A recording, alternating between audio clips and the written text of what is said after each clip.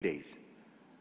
We have several partners in the room who have made it very clear that it's only through inclusivity that we can move towards UHC. The panel that will be introduced to you later actually epitomizes this diversity. But before we go into that, we are very privileged to have Dr. Kibacho Joseph Mwiruri Mwangi from the Ministry of Health Kenya, who is the head of the NCD diseases. And Kenya is one such country that have been experimenting different pathways towards UHC. And for today's TED-style talk, Dr. Kibacho will give us almost an overview and a snapshot and his perspective about UHC. So please join me in welcoming Dr. Kibacho Mwangi to deliver the TED-style talk before we start the panel.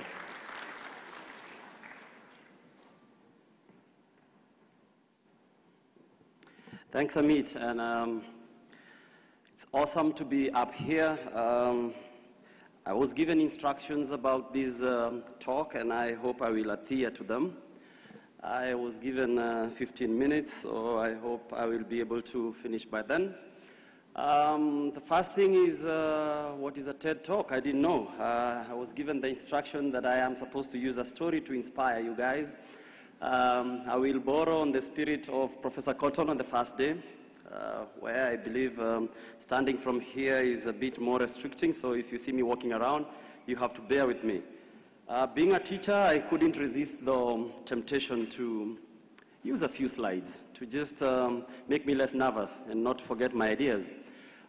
So I will actually just do exactly that. I'll give you a story. I was told to give stories, not talk about UHC, Amit. I was just told give an inspirational story, and I don't know whether doctors have such elements as inspiration. So anyway, let me use this hand to tell the story.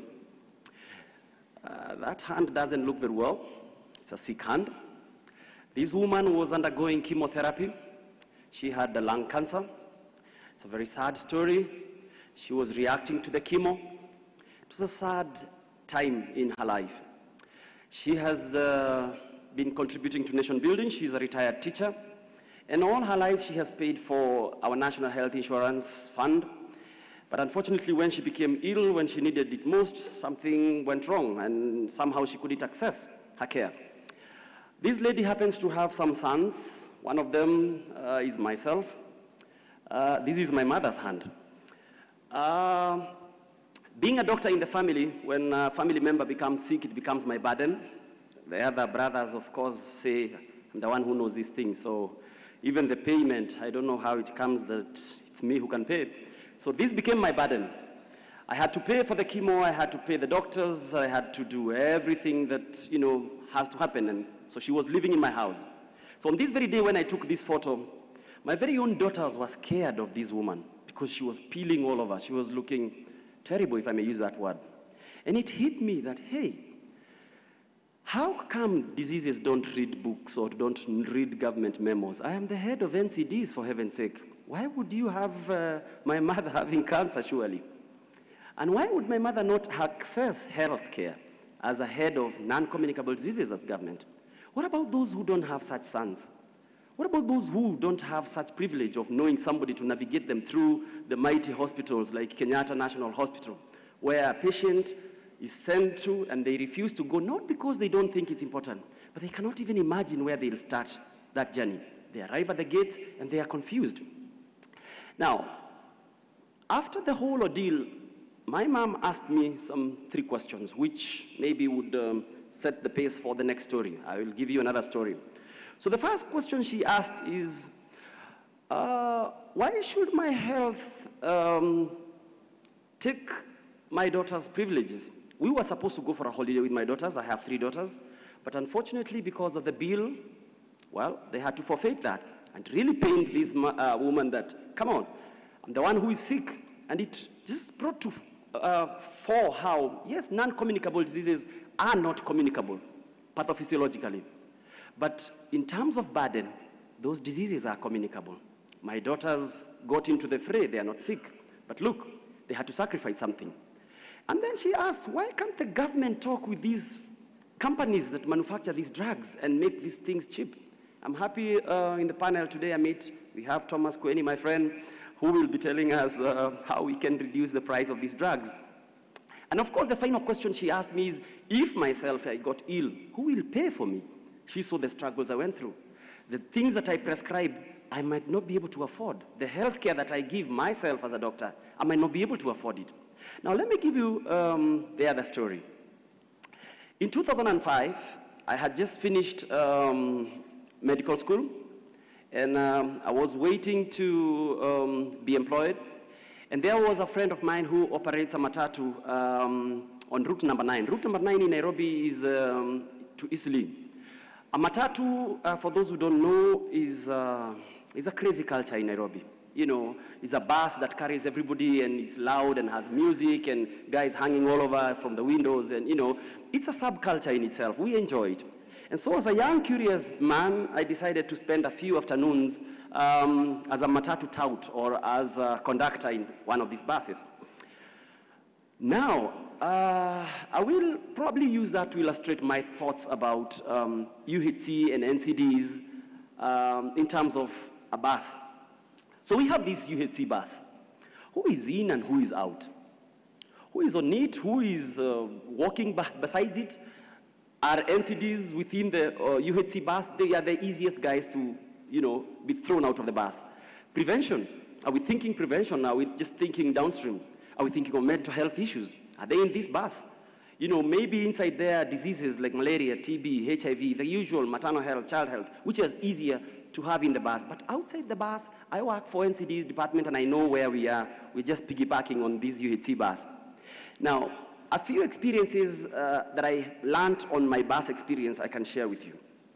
All the people inside that bus have a place to sit. They can sit anywhere except the driver.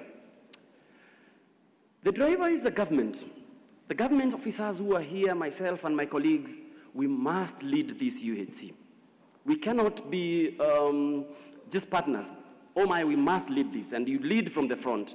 So you have, anybody else can sit anywhere, but the driver must sit on their seat.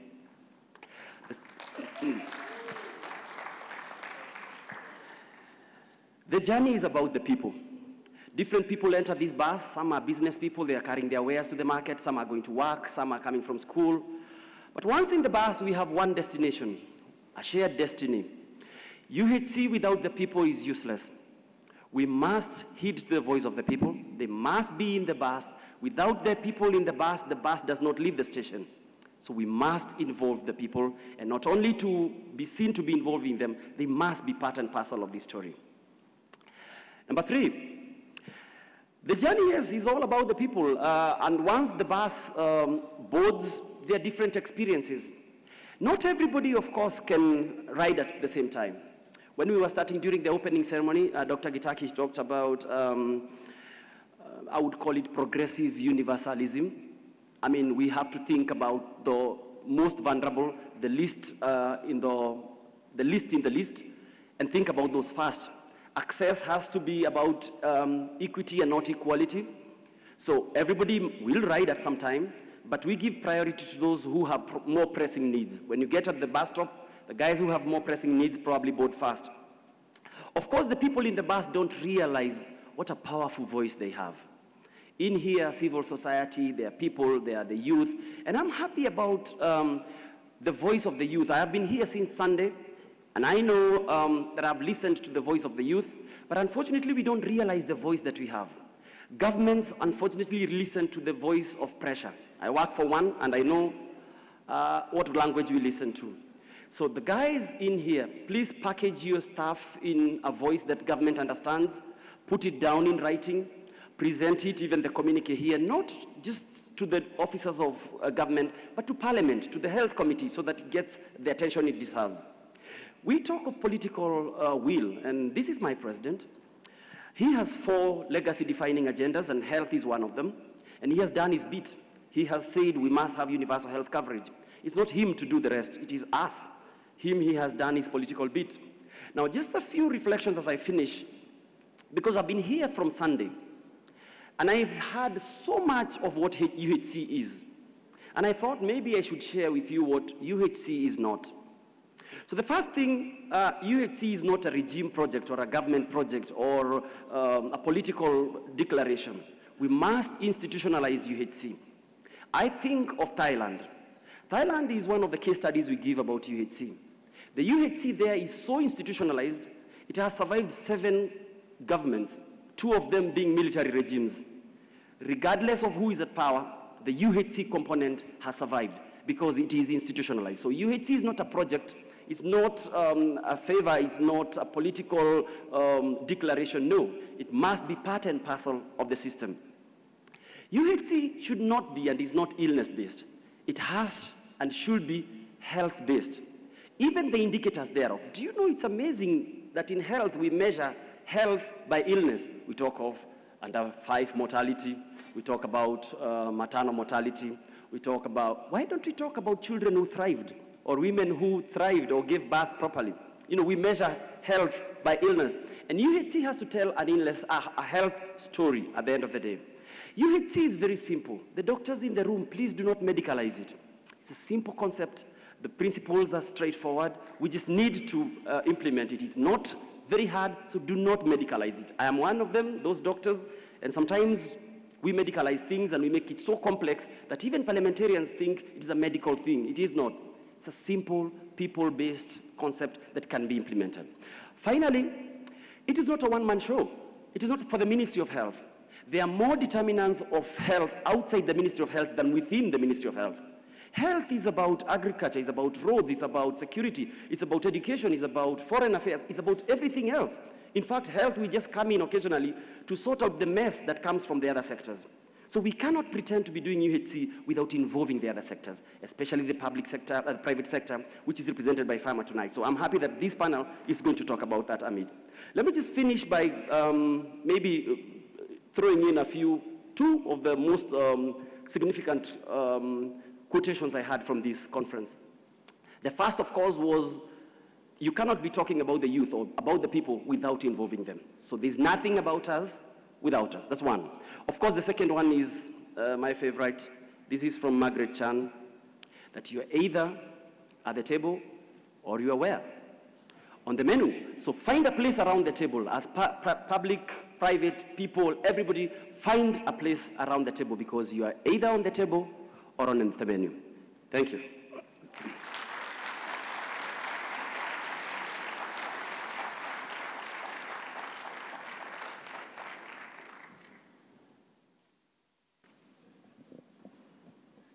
Wasn't that a good story? Let's put our hands together for Dr. Kibasho Mwangi, who set some interesting perspectives into the UHC Express. I'll just set the stage before calling the panelists on the kind of situation that we're going to discuss. Since we are doing storytelling, we started that probably even during the youth conference at the opening, and we had a wonderful story by Dr. Mwangi. Let me give you another story, but this is a true story. And we should be saying true stories when we talk about UHC. At a recent Health Leaders Forum that we concluded in the southern part of Africa, it was quite evident that the 2 pillars on which UHC will rest is leadership and partnership. Many of you keep attending events, conferences, and the topic of leadership is discussed not only in the private sector, but also very strongly in the public sector. And it becomes very evident around elections and countries going through changes where leadership makes a difference, whether the health system will remain intact or it'll become shaky again. But one other aspect that we haven't really talked about too much and haven't unbundled it is the topic of partnership.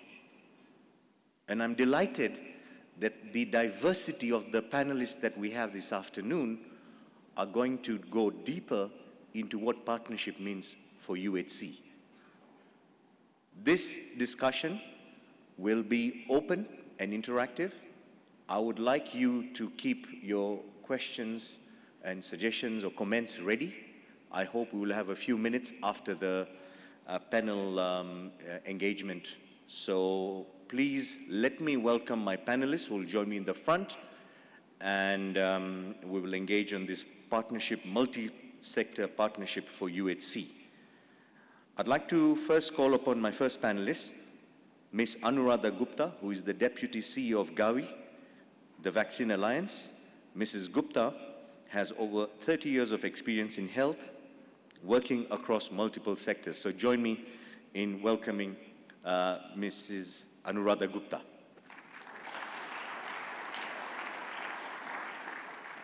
You may take the second seat from my side. Thank you. Our next panelist is Temitayo Erogbogbo, who joins us from MSD for Mothers, where he serves as the Director for Advocacy. MSD for Mothers works across diverse partners to advance innovation and access to affordable quality care to specifically reduce maternal mortality worldwide and to improve maternal wellness, like Dr. Mwangi mentioned. Please put your hands together for Temitayo. Our third panelist is Mr. Thomas Quainey, who is the Director General of the International Federation of Pharmaceutical Manufacturers and Association. Thomas, please join us.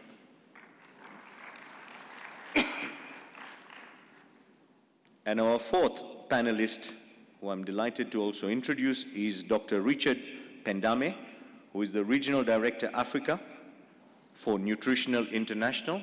Richard is a public health specialist and will bring in the whole aspect of nutrition into UHC. Welcome, Richard.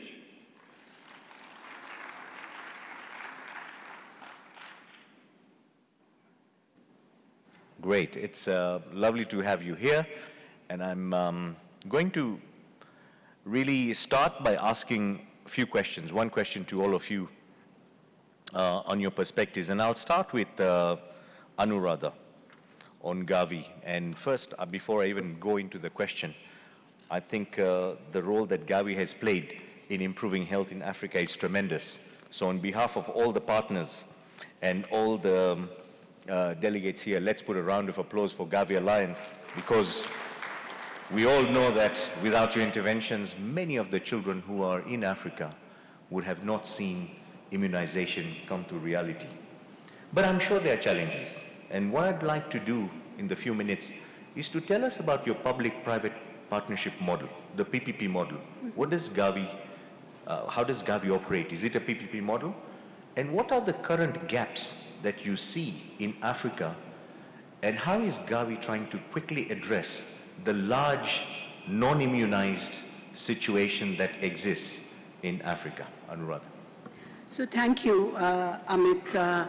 First of all, let me sort of start by reflecting on a very profound question that Dr. Mwangi asked in his very compelling presentation, and that is, why does the government not procure drugs at affordable prices? And I think that is what Gavi is all about. We actually procure more than 500 million vaccine doses every year at highly, highly affordable prices. Wonderful. And what we really do is, aggregate demand from countries, 70 countries that we support.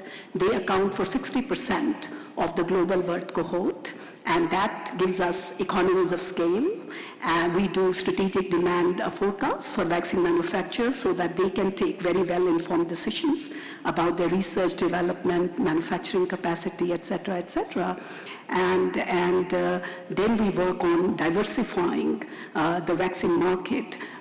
For example, when we started out, there were just 5 vaccine manufacturers, that were manufacturing all kinds of vaccines. Today we have 17 manufacturers, and a large number of them are based in emerging markets. Mm-hmm. So we have actually created healthier markets, stiffer competition, more competitive and affordable prices, uninterrupted supply of vaccines, and a lot of innovation across vaccine products and technologies. And that is what Gavi's model is all about. You know, Gavi was born at the turn of the millennium, and this was hailed as a 21st century development model because this was the first experiment in bringing public and private sectors together. Right. And based on our experience, I can say that what private sector did for us was to really bring this whole notion of innovation and efficiency.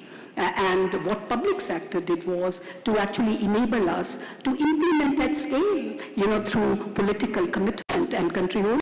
You can see Health Minister of Rwanda sitting here, and I think you have to hear it from her, you know, how Rwanda, with the support of this public-private sector model, is able to now reach 96% of the children with a whole range of life-saving vaccines. And 96%.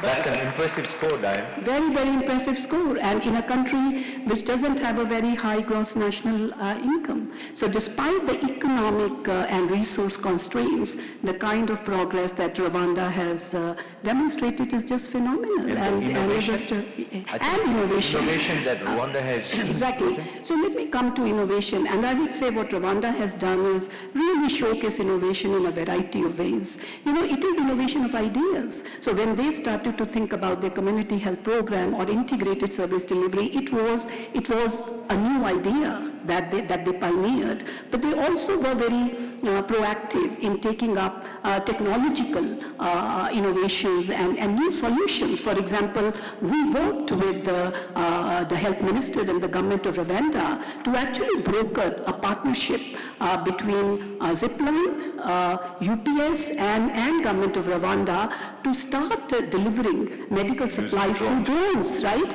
And they started with blood products, and I was here about a year ago to see, and I was impressed by what I saw, because the blood products, you know, that would take hours and hours to reach those facilities. Vaccines go by drones in Rwanda? So now they are introducing anti-rabies vaccine very shortly, but on vaccines they have a very robust supply chain mechanism already. So what Gavi did was to actually demonstrate that it is not just about vaccines and immunization. We can actually broker partnerships that can become platforms for a broad range of services and multi-sectoral And you can scale this up across the continent. Absolutely. So more children can be reached. How many children in Africa still don't get immunization? So we have a sort of roughly about 80 million children that have to be vaccinated every year in Gavi cohort.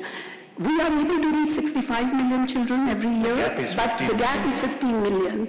And out of 15 million, you know, a large percentage is in Africa. So Nigeria, Ethiopia, DRC together, because they are large populous countries and with very high birth cohorts, actually contribute to a large number of under-immunized children. And one thing to remember, I think in the context of Africa, is that they have high fertility rates. So the birth rates are very high, and between 2000 to 2017, we have seen a 40% increase in the size of target population that has to be vaccinated every year. In Africa. So the point is that the number of children that you have to vaccinate every year is constantly increasing. It is on the rise. So countries have to do more and more in order to reach more and more children. And every year then there are new vaccines, because there are diseases, you know, and we work a lot with industry to make sure there are new vaccines. One more question, and before I move to Temitio on reproductive health, it's these 15 million children are your focus. That's the gap. I wish all of us could do something that all the children got vaccinated all the time anywhere in the world. So to enable us reach the 15 million children that miss out vaccines, which kind of partnerships is Gavi looking at really seriously and doing things unusual? The business unusual that you see we might be able to reach. Maybe the drone technology is one, maybe cost efficiency is the other. And one point is, where does private sector fit into this space? So that's right. So first of all, we have a variety of new approaches that we are experimenting with. We realize that multi-sectoral action and partnerships are absolutely key, because the populations that we are missing out, actually suffer from a broader developmental lag, and they remain deprived of the basic health care, but a lot of other essential infrastructure. And therefore, we all have to come together. If you talk of nutrition, you talk of health, you talk of education, you talk of skills development, multiple sectors have to join forces in order to reach these populations, because these populations are mute, they are invisible, they have no political voice, and we really need to be their advocates. They need roads, they need power, they need water, they need a lot of other things. So that is one, and that's the direction in which we are moving, more integrated and collective action. The second thing I would say is partnership with civil society organizations, because there are a lot of areas which suffer from protracted conflict, including armed conflict. And we are seeing that 50% of underimmunized children actually live in fragile countries or countries that are facing conflict. And a lot of times there is no trust in the government. So where there is lack of, or there's a trust deficit between government and these populations, civil society organizations actually play a huge role. So that's a partnership that we think is so important. And the third is private sector. And we think that private sector really offers unique knowledge, expertise, skills, and innovation. Drones is just one example, but I can give you any number of examples, where we are working with private sector to make sure we help countries leapfrog the normal development cycle or business as usual. So for example, you could be vaccinating children with vaccines which have gone into freezing temperature.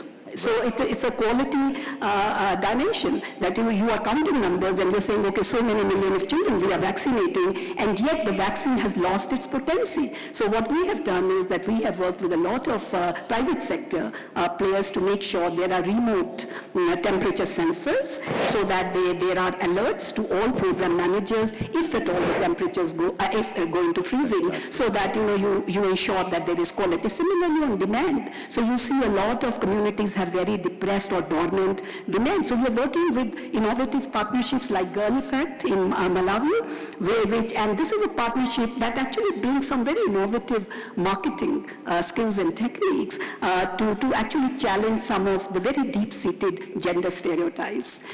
So several things in the area of demand, supply chain, and data. No, this partnership will really do well. Here, you have it from Gavi. Let's give Anuradha a round of applause for that intervention, and I'm looking forward to deeper partnerships. I think the next passenger in my UHC Matatu Express is somebody who is very close to reproductive health. And Temitayo, you've been working around reproductive, maternal, child, and newborn health. We've heard about the point that Anuradha made, that you can vaccinate a child, but doesn't mean you've immunized the child because of the different conditions and temperatures. You worked in this area, and I really want to segue into maternal health, which is also close to the child health. Are we doing well in Africa? Can we do better when it comes to maternal mortality? Can we do better when it comes to under 5 and infant mortality? We've heard many statistics since we are here that a child born in Sierra Leone is lucky to live up to 42 years of age. But one that is born in Switzerland, where Thomas comes from, she could live up to 84 years. You've been working tirelessly. Only females. Only females, not males. We'll find out what the male statistics say. It's a cornerstone for UHC. Tell us what we need to do better and where the partnership gaps exist that you think the delegates here need to focus on. Great, and it's a really great honor to be here and to have this opportunity to contribute to this great discussion. First of all, let me just say a little bit about MSD for Mothers, and this is important to my response as well. So MSD for Mothers is a $500 million 10-year initiative by Merck & Co. Inc. to reduce maternal mortality across the globe. Now, the first reaction typically we get is like, you think 500 million sounds quite a bit. And it is a significant amount of money. But when you look at the challenge that on the African continent, for example, yes, that needs to be addressed, it's really a drop in the ocean. So what we've decided to do at MSD for Mothers is to think, how can we use that resource to catalyze other private sector engagement on the continent, okay, and across the globe. To your point, I mean, how are you doing this partnership? Exactly. Yeah. Well, one thing in terms of how we're doing, the bottom line is we're not doing well enough in terms of addressing maternal mortality. We know why women are dying. We have the solutions to be able to stop them from dying. Looking at statistics, you know, a woman in Nigeria, for example, where I come from, we have maternal mortality ratio of, you know, over 800 per 100,000 live births. In Switzerland, where I live and work at the moment, it's less than 0.2%. It's too dangerous to deliver in Africa. It's way too dangerous. So it shouldn't be happening. We have the solutions, therefore, you know, it shouldn't happen. So what, you know, in terms of the role of the private sector, there are a number of different ways in which the private sector can help right across the whole delivery system. So from the front line in terms of, you know, being able to actually interject in terms of supporting the woman during the delivery phase, but also in terms of simple things like making sure that she can have access to the medicine she needs. Temitayo, just to fast track, why are these solutions not easily available in every part of Africa, and why aren't we using it effectively if we know what the solutions are? Good question. So I would say the simple thing is actually we're not necessarily mobilizing all the resources we have on our doorstep. Okay. So we have to look at the context in terms of where we're working. One of the things that we like to say and look at is when you start going to a geography and trying to contribute, what is it there that you can help strengthen that can help you deliver? So one example I'll use, for example, is in Nigeria, where patient proprietary medical vendors, called PPMVs, typically deliver products to the last mile. Pharmacists are not there. In many instances, government haven't got the capacity to be able to get these products to people in the last mile. But the woman that's delivering still needs a medication to prevent her from bleeding postpartum. So how does she get access to those products? It's these guys potentially that have that capacity to be able to get some of these commodities that women need to the last mile. They're not going to get there otherwise. But that's the reality of that particular geography. So how do we mobilize and formalize that?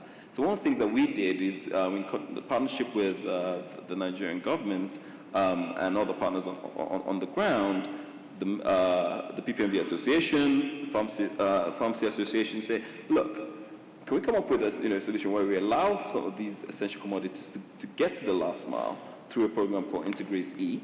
And the government said, okay, we will also create a policy environment that allows that to happen.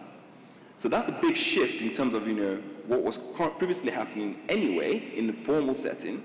So the government thinking, okay, look, how can we utilize this particular environment to make sure that the people that still need services that we're not able to deliver right now. And they supported this initiative. And so we support that initiative to make sure that we can also model what has worked from it. We can understand better how, if we're going to replicate it in beyond other Nigeria. Beyond other parts of Nigeria where it's not readily available. And are you going to go outside Nigeria and start? I think what is the lesson it gives us is that potentially in other areas where this is also happening, that resource can be leveraged. We've heard here a lot about, for example, using CHOOS, community health workers to be able to, provide services. We've heard about task shifting from, all those things are really about how do you mobilize local capacity to deliver service. And those are some of the ways in which private sector often think, in terms of how they can contribute to a situation. It's about looking for solutions. And the easiest way to look for solutions is what's on your doorstep, what's right there, and what can you help strengthen. So what you're telling us who are present in this room today is that resource and that learning is available. Absolutely. You have already demonstrated that commodities and the last mile availability for mothers is improved through partnerships. And those of us who want to do it in other parts of the world, in Africa, we should use that resource. Absolutely. I mean, there's that local intervention, but also there are also bigger global partnerships that also need to be formed. Tell us about that. Exactly. One example I can point to in terms of that is when we first started the MSD for Mothers initiative. What we were challenged with by a lot of people, including Gavi. No, she's smiling because she's actually on our, or was on our board of advisors. Okay. Was that, look, the biggest killer of women is postpartum hemorrhage. PPH. And the solution that we currently use in terms of gold standard is oxytocin, which require refrigeration. Mm-hmm. And we know that in a lot of our settings, this is a challenge. So can you address it? It was what they put to us. And we said, okay, look, we'll look internally within our organization and see whether we can find anything. And we couldn't find anything that was appropriate. So we looked around in terms of what other solutions were available, and we found a pharmaceutical company in Switzerland called Ferring Pharmaceutical, who had a drug that's been in the market for over 20 years or so. And I'd recently done some research around the stability for it that can actually address postpartum hemorrhage. And we thought, okay, well, look, why don't we investigate further, approach them whether they're willing to bring the solution to a slightly different setting, to address them as slightly different, and said, okay, yes, sounds an interesting project. And then we thought, okay, we need a partner that will be able to do the research around this, and we approached WHO and said to them, do you want to do the research and partner with us to bring this particular solution to the front line? And they came on board. It's an unusual partnership in many respects because we paid for a research for another drug company's drug, which WHO helped to put the study together for over 10 countries, across 10 countries, and most of them actually here in Africa. And in June last year, the trial was published. Amazing. And those kind of partnerships we really need to look for. This is yet another true story, and true story for the power of partnership. Put your hands together for Temitayo, who's given us his overview. Thomas, the tough question of medicines is going to come to you, and I'm sure you've heard this for many years, and you've heard it also from the beginning of UHC. We talk about quality of products in Africa, and I'm sure you're a proponent of good quality like we all are here. But the problem has been cost. It's the second most expensive component for us to attain UHC. HR is by far the highest expense. When supply chain goes wrong, it causes disaster for health and wellness. When supply chain is far too expensive, people then turn to traditional medicine, and some just hoping that the disease goes away. Where do we find the balance between quality and cost of products to make sure that we don't end up with fake, substandard, counterfeit products in Africa, but yes, efficacious, good quality generics? Give us your true insider perspective on this. That is indeed a complex question. And what I've noticed on the political agenda in Geneva, when I came and was talking about counterfeit medicines, I was educated by my team that actually counterfeit was politically incorrect, and I had to talk about substandard or falsified. And I adopted that language for about 2 months till Dr. Tedros came to Geneva and he called a spade a spade. He talked about fake medicines. Fake. And now, fake medicines is not about, for instance, undermining intellectual property. It is a criminal business of deceiving patients of the true nature of what's in medicines. Right. And I'm horrified about the level of money which is made. When you look, I'm also a member of the board of the Pharmaceutical Security Institute, which looks into such criminal activities. Actually, the return to profitability on fake medicines is often higher than on illicit drug trafficking, which means higher than on heroin, cocaine, you name it. It's a good business model, you're saying. It has good return on investments. But it is, I think, the most shameful thing you can do. Agreed. Because I'm from Switzerland, and we have luxury goods industry. And when you look at what happens if you buy a fake Rolex, I only have a cheap watch, buy a fake Rolex on eBay. Yes. You have only to blame yourself, because you know that if it doesn't cost much, it's probably not the right thing, but too bad for you. If somebody gets a fake antibiotic, they may be dead. And therefore, I think we really have to treat this seriously. And I think one of the elements, since we're talking about multi-stakeholder partnerships, is we can only address this problem if we team up, if we work together. And one of the sea-changing changes I've seen in the industry is that the industry has a tremendous amount of individual corporate initiatives, CSR, MSD for Mothers, J&J, Novartis, Pfizer, every company have their own program. Overall, we account for about 300 such programs. What I see increasingly is an understanding if we really want to contribute to change, we need to team up together. And we as an industry have to work as an industry. With Joseph Kibacho, who else besides the industry would you like to team up? I mean, you can team up as industry. Who are the other partners that we need to team up here to? There's several. I'll give you two examples. One is, for instance, I'm a member of the board of directors of the City Cancer Challenge. Right. UICC came a couple of years ago, 2.5 years ago, to me and said, look, we have this City Cancer Challenge 2025 project. Right. We need support, and we also need funding, seed money, because we want to give advice. I really like that example because it was not somebody flown in by helicopter and telling you here in Rwanda or in Ghana what to do. But UICC, the Union for International Cancer Control, they issued a call for cities to submit their interest to be part of this City Cancer Challenge. Yes. And initially you had 4 cities, Cali in Colombia, Asunción, Paraguay, Kumasi in Ghana, and Yangon in Myanmar. And now actually, I think a few days ago, you had the official launch of the Learning City, Kigali. Nice. Which is now, or Challenge City, which is now part of that. What I like there is, this is not industry run. It's run by the cities. You have a local community engaged. You have patients involved, and patients are in the center. And we are, together with the Ministries of Health, together with the UICC, we are helping to make this happen.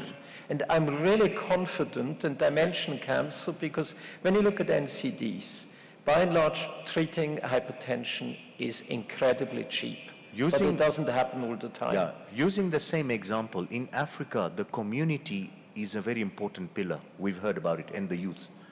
You've heard about the civil society, and then the private sector, and the government. So let's make 2 groups. Let's start with government, regulators. The regulators who need to stamp out fake products in Africa, are we doing enough? That's one partnership that we must strengthen, because if the regulators did their job under the Ministers of Health at par excellence, there should be not a single tablet or a formulation in the country circulating in the chemist. That's one. I want your comments on that. And the second is the community members right at the village, where there is flourishing and mushrooming of drug sellers and chemists everywhere. Do we have enough whistleblowers so that we can tell on each other to stamp out any of this? 2 levels of partnership in Africa. How are we doing on it? What should we do about it? I mean, in both of them, there's a lot of margin for improvement. And on the first one of our engagements with our Access Accelerated initiative, where we have more than 20 pharma companies involved, with the World Bank, with the Bill and Melinda Gates Foundation, is about African medicines regulatory harmonization. If it takes 4 years, for instance, to change the formulation of a new vaccine, yes, you know, not a new vaccine, but to change the formulation, and you need different regulatory processes in every single country, you will not be surprised that you run into problems. Therefore, I think regulatory harmonization, and I see the progress made in Africa really so very you positively. totally support AMHR Totally process. support. So we should in that strengthen context also, Amit, I think that's where UHC is so important. And Right. I think the example of Gavi shows it. I don't think that you have 10 times markups on the vaccines. One of the reasons why the Gavi model has been so successful is we all over the world have accept a kind of social contract. It works because people accept that you have much cheaper vaccines, the same high quality as in industrialized countries, in low-income countries. And that's something which I think is crucial. It's probably easier to handle if you have a single shot than when you have an NCD, antihypertensive, which you need to do daily. But the UHC element is crucial because for me, part of UHC means that first, universal. Everybody should be part of it. I was in an African country where I talked about UHC and was told it covers 60% of the population. And when I asked colleagues, general managers of pharma companies, who is in it, are you part of the healthcare system? They looked at me as if I were from a different planet and said, of course not. You know, we earn decent money. We are not part of UHC. I think we really need to emphasize the universal. And part of that is also then you establish a national formulary.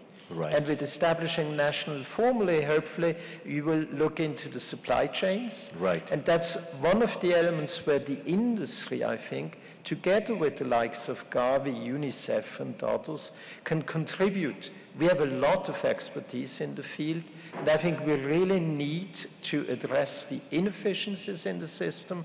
And for me, we talked in our prep meeting about, can't we have stepwise quality? So it's not I all... have to admit, personally, I can only say no.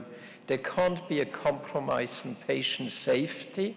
And when I look into medicines, medicines really need to be of proven quality. And one of the challenges in, for instance, AMR, when I talk to our biggest AMR Alliance member, which is #1 generic company in the world, they tell me, look, if the only criterion in tenders is price and nobody cares about quality, you should not wonder about manufacturing discharge problems in rivers.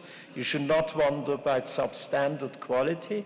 I know, for instance, I'm very close also to Medicines for Malaria venture, an extremely important I want to success. draw a parallel on hospitals. You know, we talked about JCI accreditation across the globe in JCI, and we are talking about WHO accredited, factories. Then in Africa, we have COSASA, which says we can have an accreditation at Africa level, which is not compromising quality, but it's a stepwise approach. And so it's a topic, I think I'll open it up to delegates, that should everything be a Rolls-Royce standard? Or do we start with Nissan, Toyota, move on? We are not saying we are giving the people in Africa poor quality or substandard, but just in a half a minute before I can't go to Richard. resist pushing you back, because whether you have a Volkswagen or a Rolls-Royce, the difference between the two is a comfort. It's not the quality. A car needs to be safe, and therefore, whether I get, for instance, I once had a knee problem, I got an MRI within 3 days, I got my arthroscopic surgery within 5 days. Now that's Rolls-Royce standard, you could do, but honestly, in terms of the quality and safety and surgical procedures, Fantastic. they can't be double standards. You've answered it. So the basic is non-negotiable. We are saying that the baseline must work. You should have an engine that works, the tires that move. Let's move to Richard. Put your hands together for Thomas for that fantastic partnership approach in supply chain.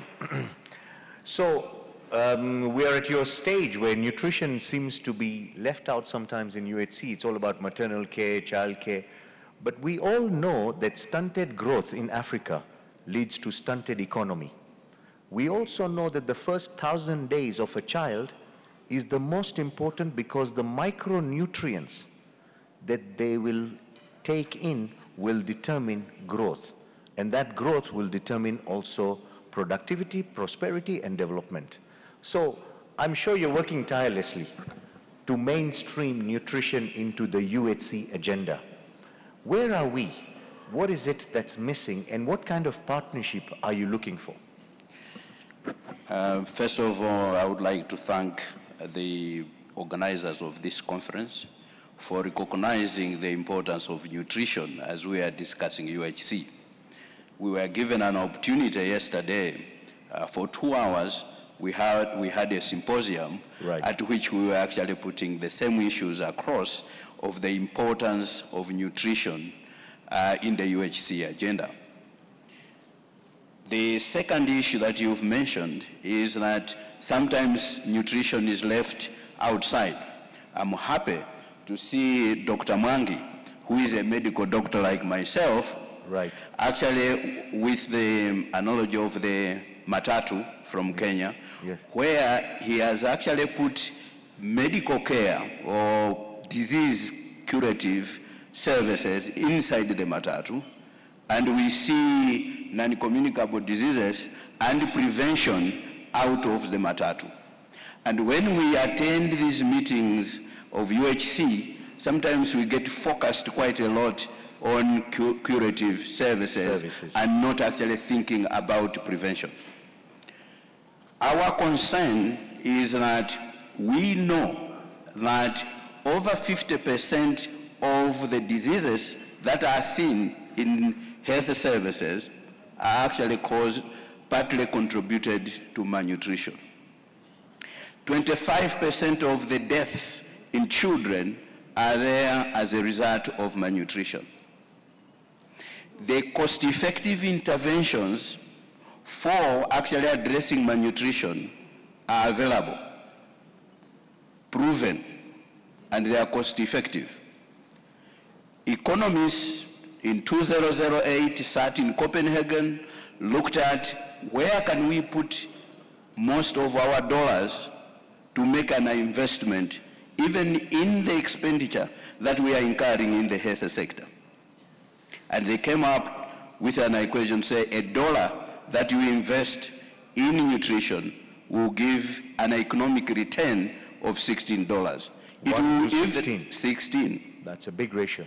And in addition to that, if we address malnutrition, which is cheaper to do, most of the interventions cost $1 to about $10. You would actually reduce the number of people that are in that matatu. As a result of reducing the numbers that are in the matatu, those people will be involved in production work out there. Why aren't we doing it? Why we don't do it is actually, first is actually to make sure that UHC is encompassing all the people. As Doc has actually mentioned, if we only take medicalized UHC, yes, and we only look at curative, then we are going to leave other sectors or other interventions that are critical to ensuring UHC. Which partner, Richard, do you feel needs to be on the table and not on the menu when we are talking about mainstreaming nutrition into UHC? Which particular partner do you think is your priority? For us, I think we think that government must take the leadership. Okay. And I think it has been mentioned already. The second is that UHC should not only be looked at as a health agenda. We have to bring in other partners: agriculture, education, water. And it's not only an issue for national government.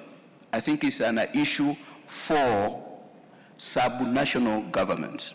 Exactly. Our experience in Kenya is if you go to the ministry sometimes and you want to meet the decision makers and say you need to invest more in nutrition, most nutrition programs are funded by donors as opposed to government. So the ownership of government is a priority. It is a priority. But if you go to the local government and say, why can't we work together? They come and say, maybe because they are very close to where the problems are, they come forward and actually say, we are prepared to work with you and we are going to invest in our resources into the health sector. All that thought. There you have it on nutrition in UHC. Put your hands together for Dr. Richard. I think this has been an extremely diverse panel. It tells you the power of partnership. I think this is a good time for us to take some Q&A. Madam MC, do we have a bit of time? I'd like to see show of hands. Can we take one or two burning questions? One question or two questions. Okay, can I see? I'll take one here. I can see the hand here first. Can I see another question?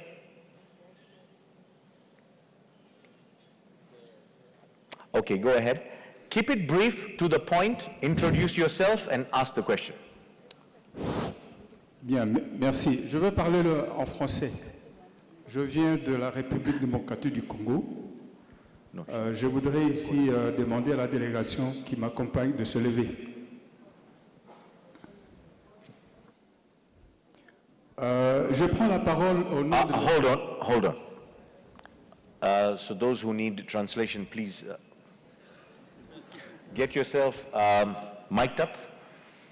We all have to do this. Hold on. Sorry.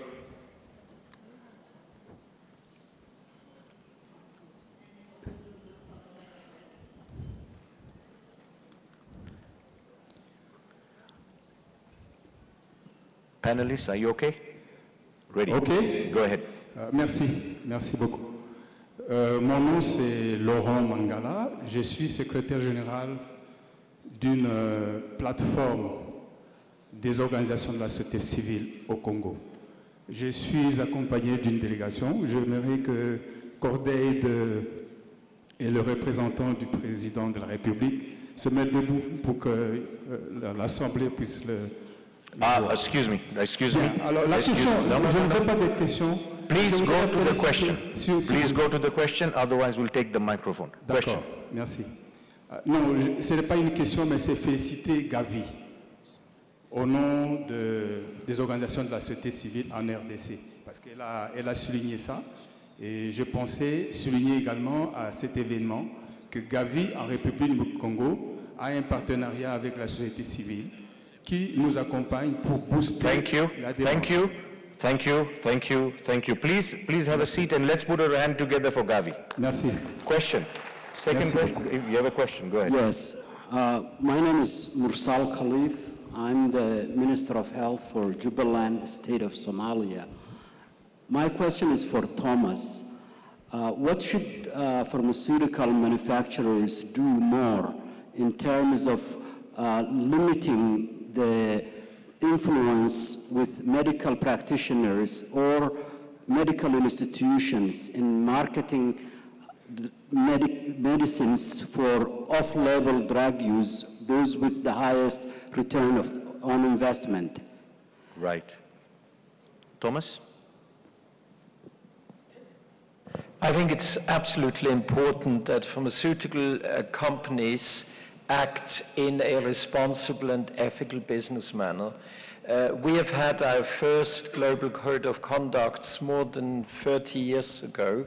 We just adjusted it, and probably many of you don't know it yet, but one of the big changes which shows the direction we want to go is an absolute ban on gifts, because all the doctors here in the room know the gadgets, the pads, whatever you were given traditionally from pharma companies. Member companies from IFPMA, which includes basically all the major research-based companies, since January 1, they reenacted a ban on gifts, because if we want to be trusted, we need to act in a responsible and ethical manner. And I also know from experience that if you want to know how to appropriately use the new innovative medicines, you need training. I think there have been many changes over the last years in terms of stop on social events, stop on travel, not allowing companions to be paid, but really to focus on what's important. And I think that's the only way we can earn the trust. Thank you so much. I wish we had more time, but like usual, we've run out of time. You've been great audience, and we've had super panelists. They've talked about multi-stakeholder partnership, some key issues. I know we haven't exhausted it, but I think they deserve a round of applause for some true and great insights. Thank you. I really enjoyed this panel. Let's hand it over to the organizers. Yes, another round of applause for our panelists and the moderator. So this closes this session. Thank you. And next, we have some entertainment for you. As we prepare for the closing ceremony, I would personally give you a preview, but I might embarrass myself and the country in the process, so I'll just let them showcase themselves. Help me welcome the dancing troupe, the AHAIC Berana.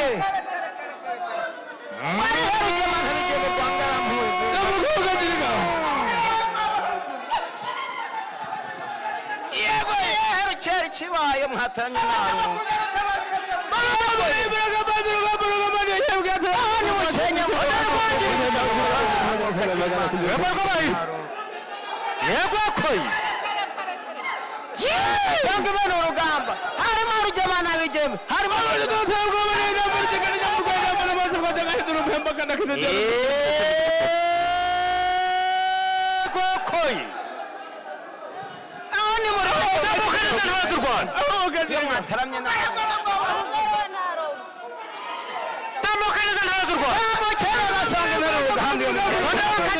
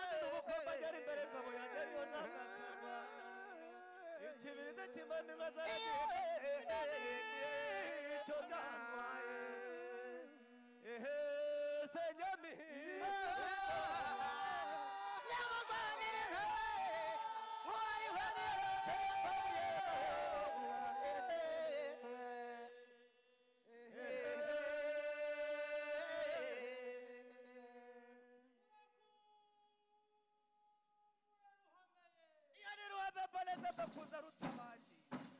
Ubaya abantu banyu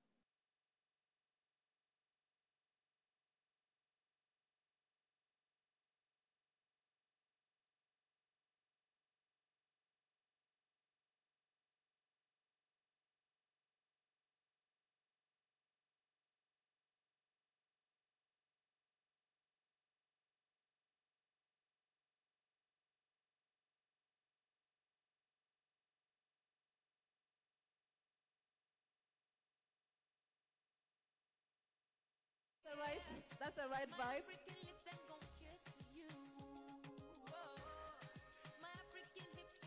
Liz.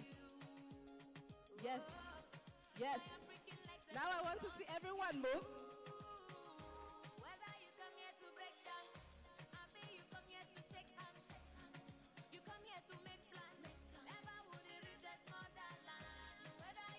Yay.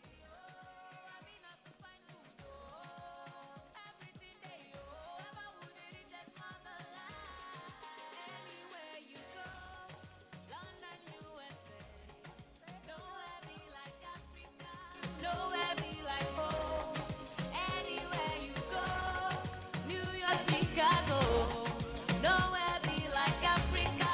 Nowhere be like home. Biko eruya wayo. Wayaka. Karibu kiti. Utapewa nini? Ayayaya eruya wayo. Wayaka. Karibu kiti. Utapewa nini?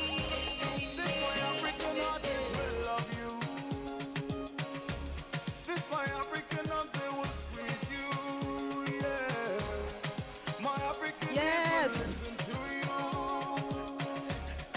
My Kenyan legs will run to you, yeah. Come on, me put you to break down. Thank you, thank you, thank you. Umekuja to take chance. Hakuna matata, eh. Come on, umekuja kulipa la, eh. Kupiga dance, yo. Hapo ulipo, eh. Gata kiungo, yo. Anywhere you go, London, USA. Nowhere be like Africa. Nowhere be like home. Anywhere you go. Thank you very much. Woo! Nowhere some young people in the house. Thank you. So, Miriwe, you've been here for 3 days. We can do better than that. Miriwe? No. No. All together, one more time. Miriwe? Perfect. Miriwe Linda.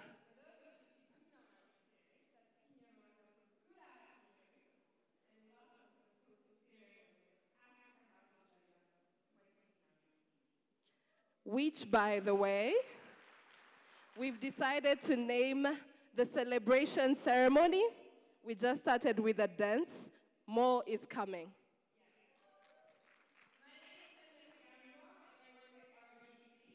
My name is Ndize Einsteiner. I'm a medical student.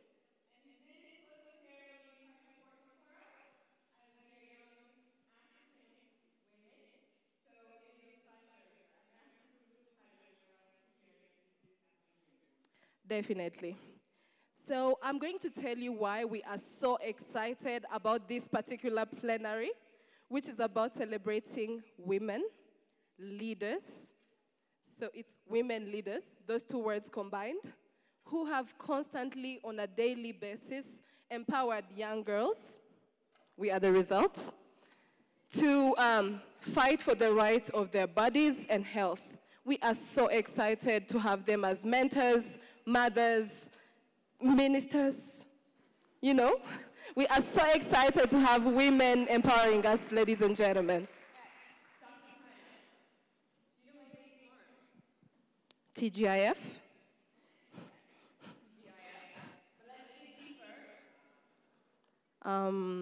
Friday, 8th of March.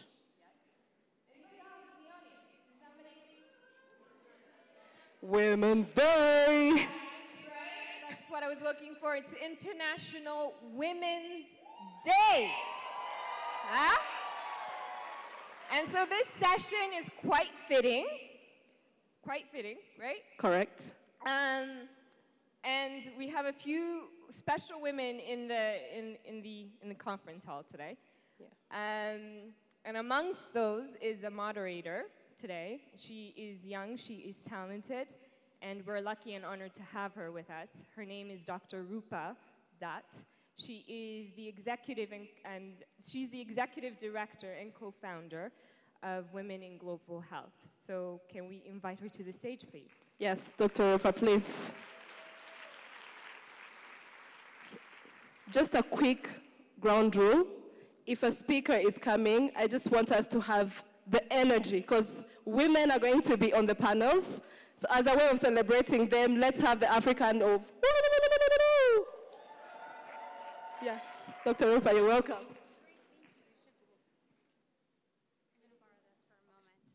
Wow, it is such an amazing closing session. I'm sad to call it a closing session because I feel like the party is just getting started. And it is very exciting for me to be able to moderate this panel, which is about women's leadership. And I think even more than women's leadership, it is about this conversation we've been having. Can't believe these last 3 days, we've had so much energy here. I've met so many amazing people from different walks of life. Youth bringing so much energy, really catalyzing the universal health coverage movement.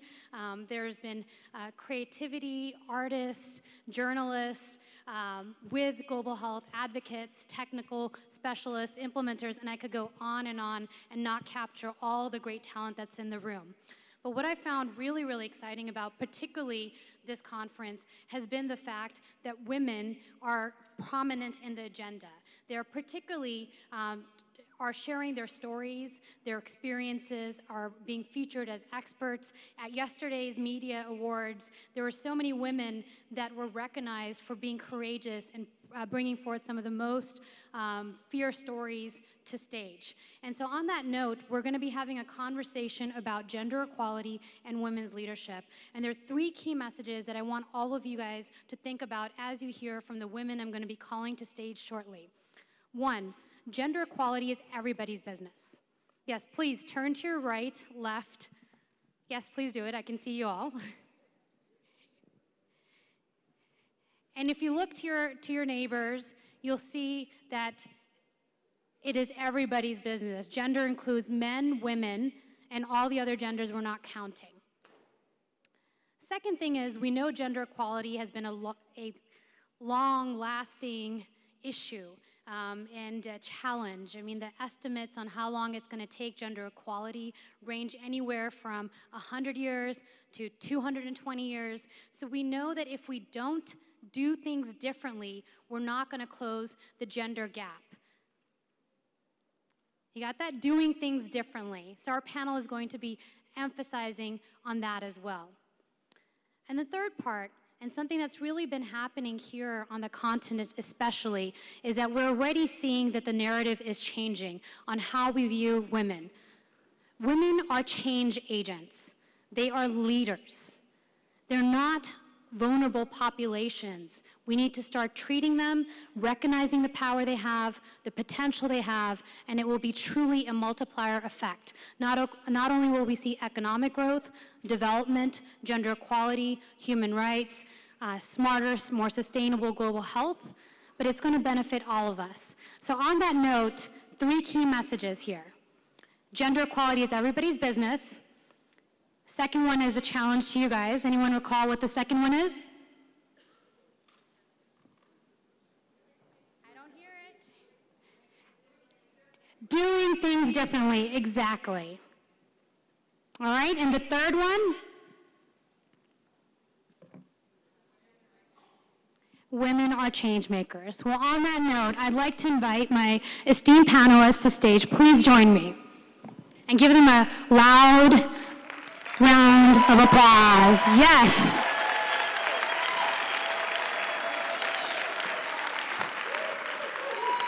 Great story. Katya? We're gonna... Amina, you're going to be right here, and Cynthia at the end. And there you go, right here. Great.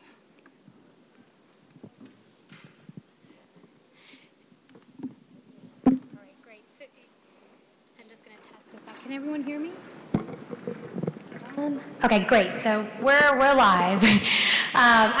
This particular conversation, I've had the chance to meet these amazing women who are truly fierce leaders. They are taking on challenges of global health, of societal issues, of social injustices for decades, and from the early starts of their journey. We're going to be really hearing about each of their stories. So first, foremost, I'd like to introduce Katya Iverson, who does not need an introduction because she has been engaging so much in this conference, but she is the CEO and president of Women Deliver. She also has this amazing title, and I asked her permission to share this, but Dame of the Year. Dane of the Year, yes, Dane. And next to her is someone who I consider very inspirational, is Dr. Amina Mohamed. She is the founder of the Women in Global Health Somalia chapter. An amazing fact that she shared with me is that Somalia as a state has been in war for nearly 27 years. And there's 6 states, technically, Amina, correct me if I'm getting the numbers wrong, but there's 6 states currently that consider themselves legitimate. And Amina, with a group of other women from her age group and early career level, really brought together all these women to start the Somalia chapter on their own. And it's such an inspirational story, capturing what can be done even in a fragile state. Great. Yes. And next to Amina is Professor Miriam Wire, but she has given us the permission today to call her Mama Miriam. Yes. And she is a member of the Champions for an AIDS-Free Generation, which comprises mostly of Africa former heads of states.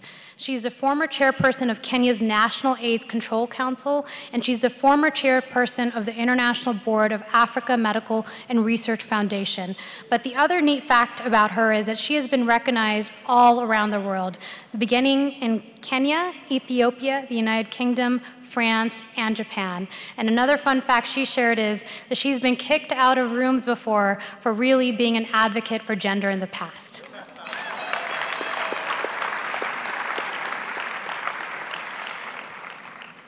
Last but not least, I'm so moved to be able to introduce Cynthia.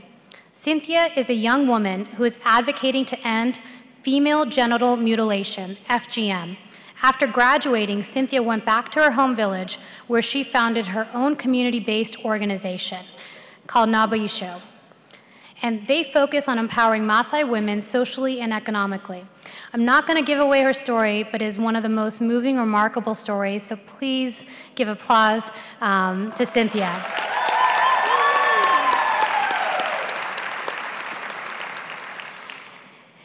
So I've only given the tip of the iceberg introductions of all of you, and what I'd like you to do is if you could begin with just really sharing your own journey on how you really came to focus on gender equality and women's leadership. So Katya, beginning with you.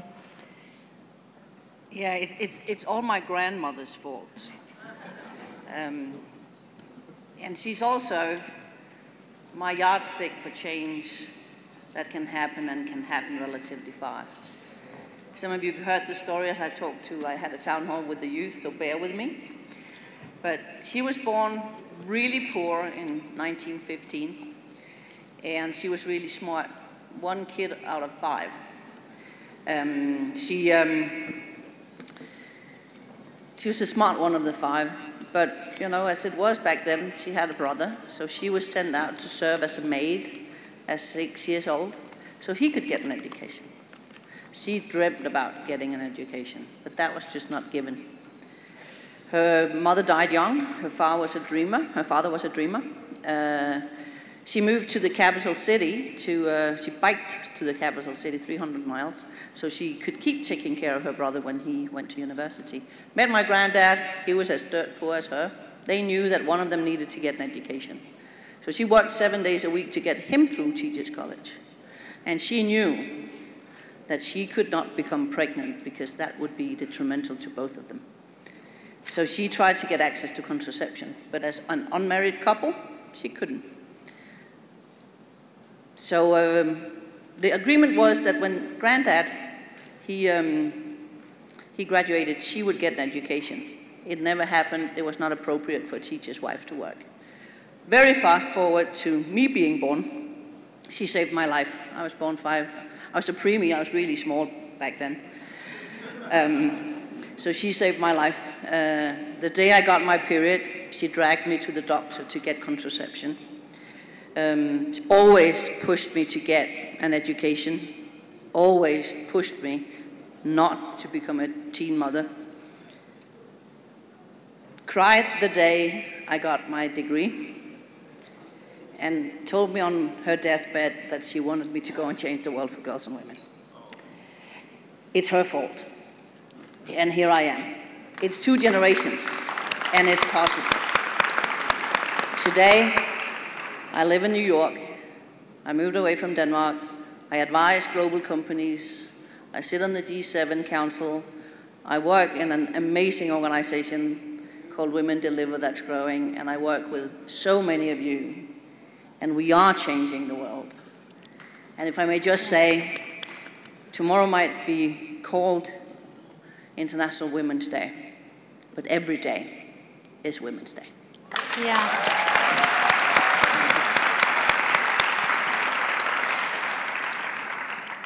Amina, please share with us your story. Wow.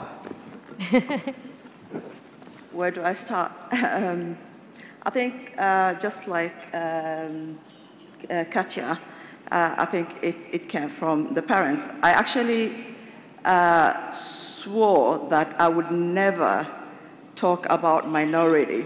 I would never talk about gender. I mean, I'm a scholar, I'm a researcher. I did a fucking PhD in technology. So that is what I was going to do. But one thing that is very interesting is that growing up and studying in Europe, you were always the other. So you were the black woman with a headscarf. You were the minority. you were the colored person, I vowed never to do any research on minorities. But reality was such, and even though I had not acknowledged it myself, just like Katia, my mom never went to school, but she was very adamant. She owned businesses. She could not read or write, but you could never cheat her. She knew the numbers. So in a way, unconsciously, I got that.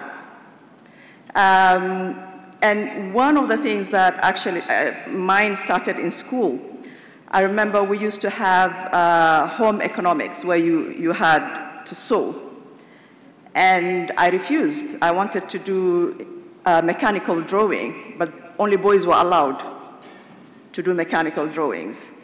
And I went to the school regulations, went through all the paperwork. There was nowhere in the papers that said girls should do this and boys should do the other. So I started quite early, unconsciously, being the only girl in class to do mechanical drawing. That continued to college. When I started, I wanted to do something called applied health technology, the intersection between technology and users. And being in a medical university, my research plan was actually rejected. I had to go to a smaller university where I studied with engineers, even though I came from health.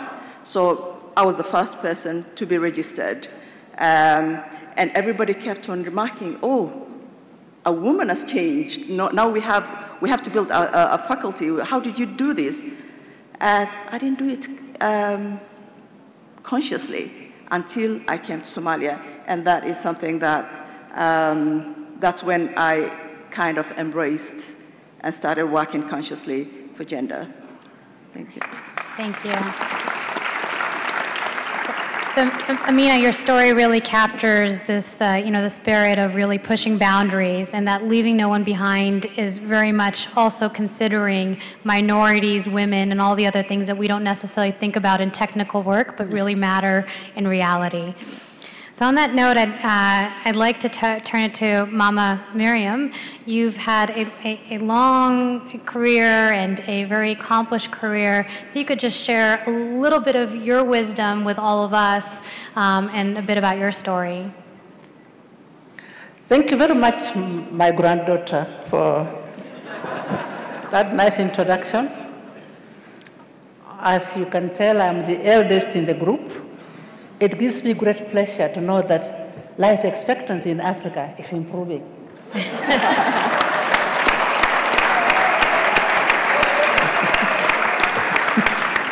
In a few days, I shall be 79, and next year, I want to celebrate my 80th birthday in a big way. So I'm very happy that life expectancy in Africa is improving. Secondly, I wish to congratulate all those who took part in organizing this conference. I have been at many conferences, but this has been one of the most inspiring conferences I have ever attended. There has been so much positive energy. And what I feel so happy about is that we are from all over the world. It is not only Africans. We are a multiracial, multinational, multi-continent group. And we are all thinking about the same things, how to get ahead together. So you are really beginning to make it real that leaving no one behind. We don't want to leave Europe behind. We don't want to leave Australia behind. We don't want to leave Africa behind. So I feel very encouraged being here. Thirdly, I wish to say that back in the day when I was growing up, I didn't know any women who were in the health sector. Then my sister became a midwife, and I was fascinated by her hat, the midwife's hat, and hope that one day I will join her. And I just want to say that over the years, one of my greatest joys has been working with women health professionals across Africa. Let me just mention a few. You know, there is a word in Swahili that wazee hukumbuka, the elders remember, so please allow me to remember. One of the inspiration in my life was a woman called Dr. Adanej Kedanemariam from Ethiopia. And the fact that she had title is doctor doesn't mean she's a medical doctor.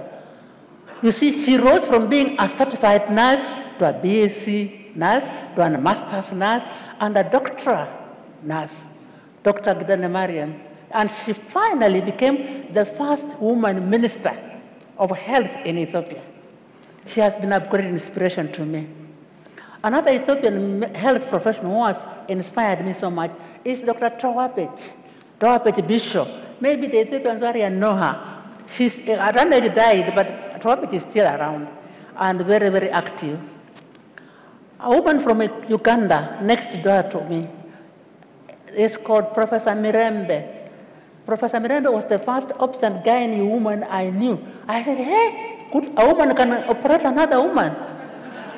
Dr. Mirembe. Then there is Dr. Jessica Jita, another Ugandan woman, doctor, who is a pediatrician, an outstanding pediatrician. In Tanzania, I have worked closely with Dr. Fatima Murisho. Fatima Murisho has been in everything. She has been on the board of AMREV, she has been she has been the director of National AIDS Control Council in Tanzania, and so on. So there have been very many inspiring women. And of course, Rwanda has had some of the most inspiring women doctors. I worked closely with Dr. Agnes Binagwaho, who was the director of the National Commission for AIDS. You know her, you Rwandese people? Yes. And of course, the current Minister of Health, Dr. Diana Kashumba, is another inspiring medical doctor. Yes. And in Somaliland, this one is a little bit young, so I didn't know her, but I knew her elder sister called Edna Ismail, Dr. Edna Ismail, who has established a hospital in her name. And in Kenya, there are many, Dr. Miano, an obstetrician, Dr. Doris Kinutia, and so on. So I wish to say that it has been very inspiring, seeing that health, the health field, not necessarily the medical field, but the whole health field has been, there has been an increasing number of health professionals. Just moving from there a little bit to the community. In the final analysis, it only matters when life changes. The degrees, everything else, really, they don't matter. It only matters when there is a difference in people's lives. So, Mama Miriam. I'm finishing. I was a hukumbuka.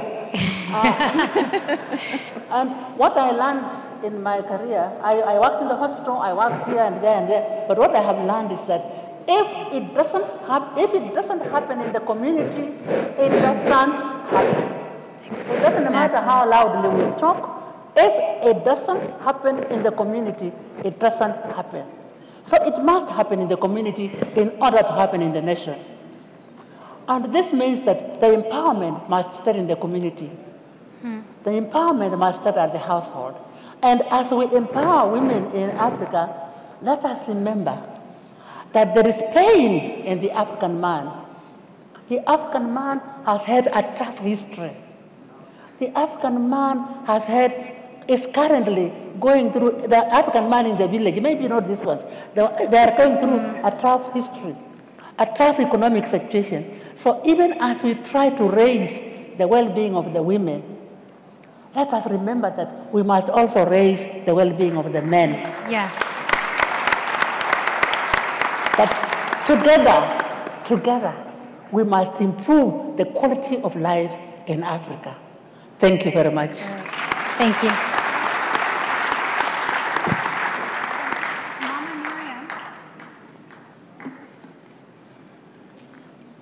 Mama Miriam, you really talked about it must happen in the community, and we're going to be hearing from Cynthia, who is going to be sharing her story of exactly what is happening in the community led by young women. So Cynthia, I welcome you to share your story.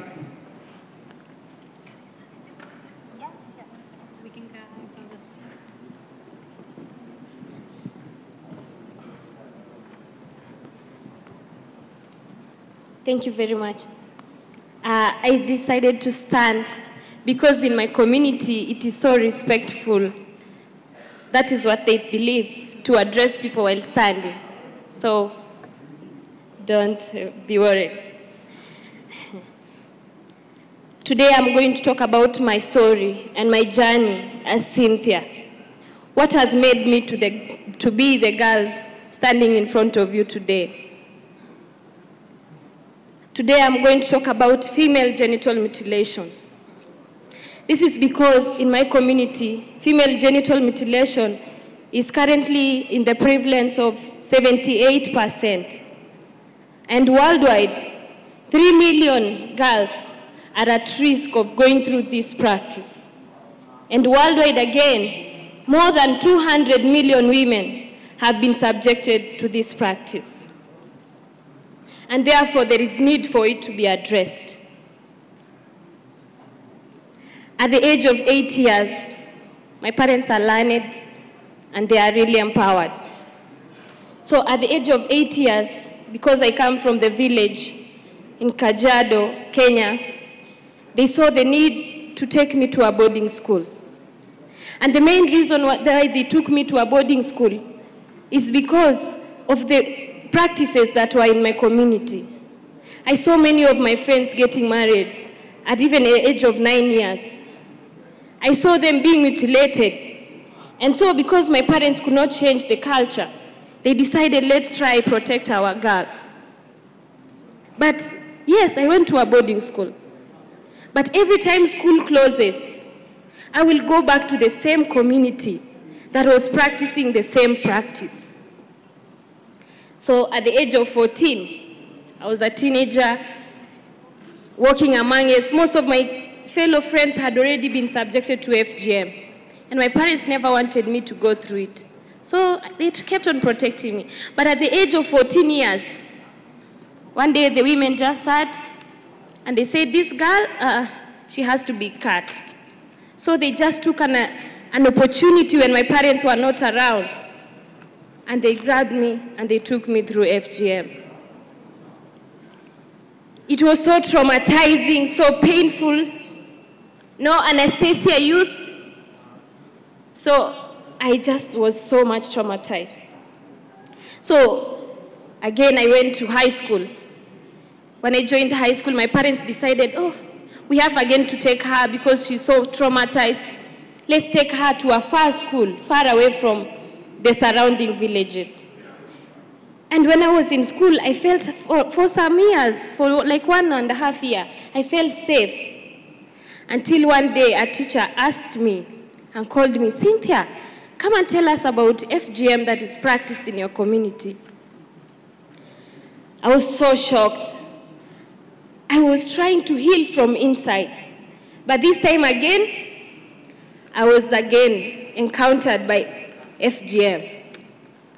So I remember going in front of the class and I was feeling like crying, bursting. But I told myself, Cynthia, if I happen to cry today, that means all my school, my teen friends will know that I've gone through this practice. So I had to I had to cry from within. And from then, I told them, and then I went back to class. I went to the toilet and hid and cried. For a very long time, I felt like committing suicide. Because every time I went back home, I will face the same women who took me through that cut. And so I was really going through a lot of mental torture. Until I felt like committing suicide. And one day when I was there, really down, I said to myself, today, this is the day I'm just going to kill myself. But then I remembered my small sister. I have a young sister. And I told myself, what will happen to my sister back at home? What will happen to the many girls who are survivors or even who are going through this practice? That is when I joined university, I decided to pursue my degree in gender and development studies because I wanted to create a sustainable change, a change that will be there to last. I also took it upon to forgive those women that took me through the practice. Because most of the time when we address FGM, we think that these women hate us. They don't. They are doing it out of love. They want these girls because that's what they believe in. They want them by the time they are big, they are able to get husbands. So they do it out of love. I also explained to the women, I formed a community-based organization, and I told the women, I started explaining some of these complications. For example, in my community, when a woman is pregnant, she's told, don't eat, the baby's head will be big. And because of the scar tissue that is there when you're subjected to FGM, it tampers with the elasticity. Therefore, they know that, yes, when the baby's head is big, the chances of getting fistula are high. But what happens to those babies? We have a high infant mortality rate in my community. Just because these women are trying so much to starve so that they can protect themselves, but they end up losing their children. So when I explained this to them, they've joined me. I got a number of them joining me because they want to end this kind of practice.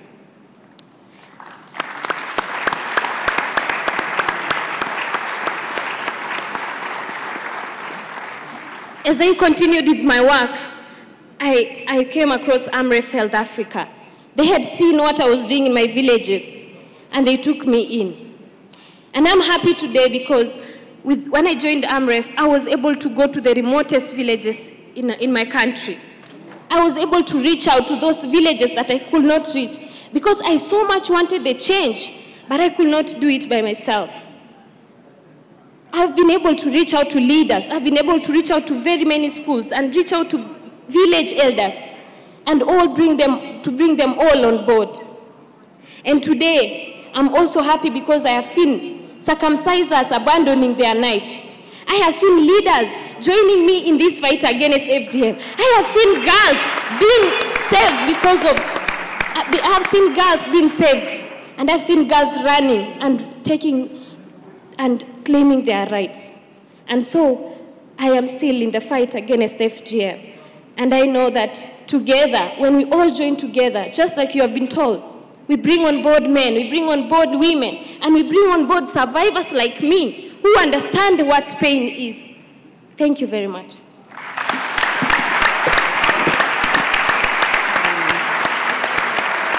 That's really, really good.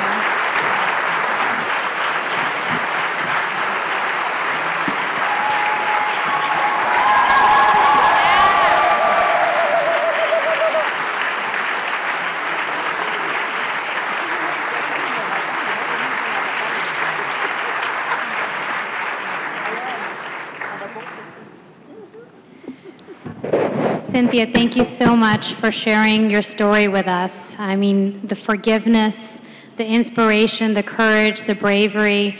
Hard to pick what was the most touching, but I think the key message that you really share here with all of us is that change is happening, that women are leading, that they truly are change agents in their communities, and they're doing it with everybody, working with men, boys, girls, their communities, and that thank you for taking the time to share that with us. I think another round of applause, please.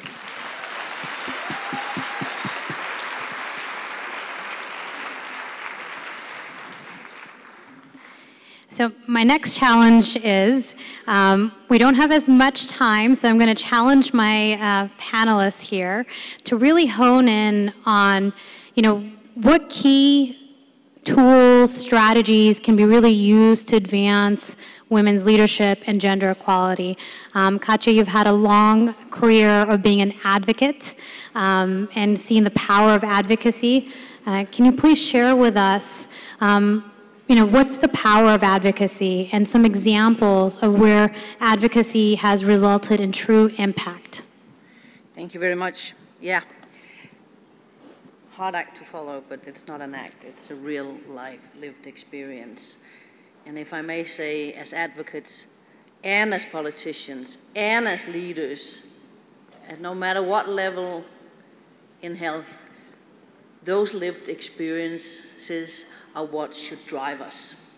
Because who knows better what is needed in a health system than the people needing it and using it? So a key message for me today is listen, learn, and then take the action. Combine those lived experiences with measurements, evidence, and the good stories, then we are on a good path in advocacy. If we only treat health as health, we're never going to solve the issues. And I think what we have just heard here is a perfect example of that. It's about education, it's about women's status in society, it's about economy, it's about politics. And if we just kind of look at it as services that needs to be delivered, we will fail again. So having that integration, for me as an advocate, has taken both Women Deliver and I also believe the course of both universal health coverage, but also of gender equality far.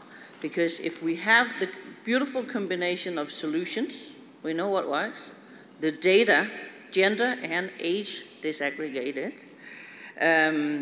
the stories, the voices, and then the alleyways into power at different levels, then we have the recipe for change or a good power cocktail. So when I look at how Women Deliver started as maternal health focus, thereby the word Women Deliver. But yeah, we deliver so much more than that. But really kind of looking at, if we just look at one little piece of a person, not that it's a little piece that 300,000 women die in childbirth still, but if we do that, we are missing the point. So what we have done in Women Deliver is, one, we have broadened the scope to look at the broader gender equality and health and rights. Two, we convene organizations from many different sectors through a big campaign called Deliver for Good, where many of you are part, that really put the whole girl and the whole woman at the center, because we know and can prove that when you invest in girls and women, there is a ripple effect that goes, and the benefits go way beyond the individual. It's the whole system that benefits. A health system that is ready to deliver when a woman is ready to deliver is a 24/7 health system that's strong. So really kind of seeing how bringing people together, the convening, the communication, because we're also really good at talking in ways people can't understand. You know, we can talk among our tribe here, but you know, when we go out of this room, half the people won't understand what we say. So we really need to do that. So when we put that together, we have seen big change coming in both the attention to health, to gender equality, but also in the results. Great, and I'm going to challenge you to, what is one of the most, I guess, impactful changes you've seen in your career as a result of advocacy? Well, it is the agenda setting okay, from women, I would say, when we moved away from a sole rights argument, and we need the rights argument, but when we in health got much better, and in gender equality also to talk economics, and kind of, I hate to do it because you don't put a price tag on a person's life, but as we say, if you don't do it, somebody else will put it on the woman's life and it'll be zero. We see that every day. But kind of using the investment case and getting the data, whether it's from McKinsey that shows that if we had gender equality in the workplace, we could put 26% to global GDP, or the World Bank that says that we leave 160 trillion behind every year when we don't have gender equality. Having those arguments, drilling them down on country level, drilling them down on community level, we can't do that totally yet. That is a game changer. We still need to be rights-based, we still need to listen to people, but we need that different array of arguments to be heard. Great. Thank you, Katja. And really that message there about learning how to talk the language that more sectors understand is going to result in greater gender equality. And one more. Okay, one more. One more. We need to be solutions focused. We all know the problems. If we go into the power tables and complain, they're not going to listen. If we come with solutions and a how-to, then we get somewhere. Excellent point there. Thank you. So on the solution side, Amina, you have been thinking about the issue and challenges of women's leadership pretty much from a solution side perspective. Can you share with us a little bit about the story of Women in Global Health Somalia and really the future direction you see it, and also touch upon the why? What's the value of empowering and cultivating women's leadership in fragile states? Thank you very much. Women in Global Health Somalia, just like the women in global health globally, was born out of frustration.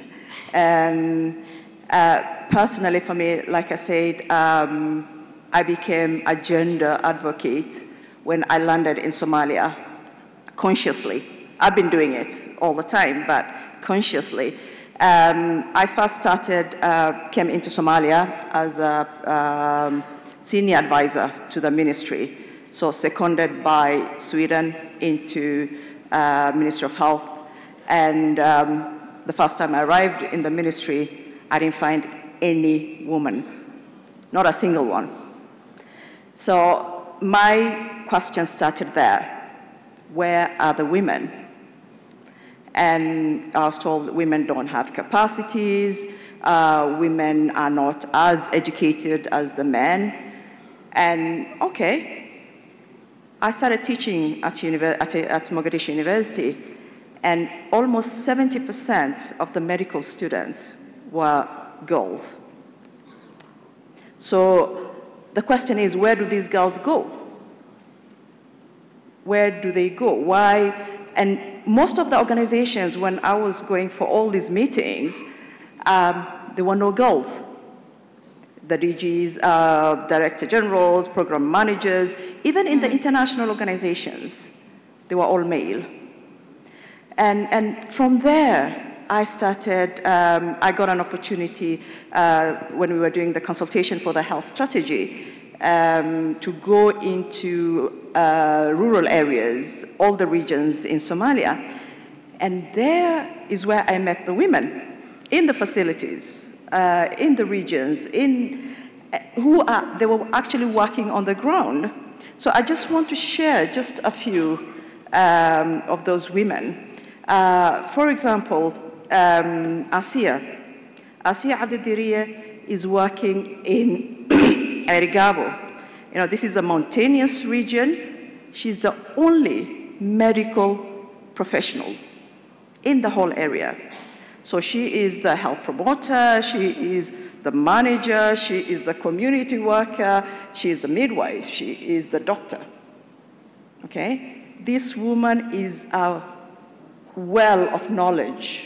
She's been working since '92 in this area, unpaid, went as untrained, and then graduated in 2016, got a degree in midwifery, came back and continues to run that hospital. I met Dr. Hodan Ali Shire, who is working in AHAIC. AHAIC, if any of you know it, it was the Center for, what do you call them? Pirates, thank you. So that area has been isolated for a very long time. Ali and Hodan graduated from China, so she's a medical doctor, very young, came in, was thrown, and she had a catchment area of 130,000 population. The only doctor, no experience, okay? That's where she was working. She didn't have a nurse because nobody was paying for the nurse. She was treating everything from snake bites to cesarean section. And then I had the opportunity to go on mobile health with Mama Sirad. Many people don't know her, but in her community, she's a rock star. This is a woman who brings water. When I was traveling, we were sleeping on grass. And she knew everybody by their first name, every child that was born there. Wow. And guess what? All these women were never in those consultation meetings that we had for the health strategy. So, Amina, you know, it's I think 3 such powerful stories of women actually working at the front line. But with mindful of time and the challenge, I want you to give us a very brief preview of what's coming next in Women in Global Health Somalia. What's the future, the solutions that you're going to be putting forward with your team? Exactly. So that's what I want to come to. So for me, it was important to create a platform where these women's voices were heard, a platform where I could connect Dr. Edna, who is a world-renowned medical doctor, an activist, advocate, to, for example, Dr. Hodan Ali Shira, so she can pull up her. So the future, we've produced a booklet, and this is just a few of the women that who have been nominated. So we are creating a platform, one, to showcase that we have talent, because most of the people will see Somalia as a country of conflict. We see it as an opportunity because we don't have systems. We are building systems, so we have the opportunity to change. Great. So that, and then connecting those women to the global women's health, to Katia here, to Mama here, and all the other people. So, Amina, what I hear from your story here is that there's a platform being created, partnerships, mentorship, role models, and also a collaboration with a broader Africa regional hub. Yes. Yes. So there's a lot coming out of Women in Global Health in Somalia, and Amina, thank you for your leadership. I'd like to turn to Mama Miriam. So I have even a tougher challenge for you in the fact that you've seen communities evolve and women's leadership over decades evolve. I actually want to ask you the challenge of the conversation we were having earlier about how do you see us achieving leaving no one behind, such that it includes boys, men, the Africans that aren't English speakers necessarily, so really thinking about the Francophone diaspora, the Portuguese speakers, such a rich continent. How do we really use the Women's Leadership Platform, Gender Equality Platform, to make sure we leave no one behind? Thank you, Madam. Thank you, Madam Moderator. I think the first point is what I probably said before, recognizing the importance of the individual. I happen to believe in the Bible, and it says that everybody is made in the image of God. I actually believe that everybody has an equal right on earth. And that helps in influencing how I look at people. I want to say that this afternoon, I just got a new son from South Africa. He gave me this UHC. His name is Justin. I just know him by his name, by her first name. And I also want to recognize my son, biological son, Daudi, who is here with me. And the other day we were discussing some of my work, and he made a point that I would like to share, which is, I think, is important in general. That he sees that in my life, human rights is founded on the right to health. Human right is founded on the right to health. And at the foundation of the right to health is compassion. And compassion is expressed to individuals and to groups. So I think sometimes we are so busy thinking about services that we forget the health care component of services. And I think that women, I believe we are naturally inclined to be caring. And I think we should not be embarrassed about that. We should build it up. We should build up our caring capacities so that at the foundation of the right to health is compassion. Compassion in the services we provide, compassion in our relationships, and compassion in the way we deal with both men and women, boys and girls. Thank you. Thank you.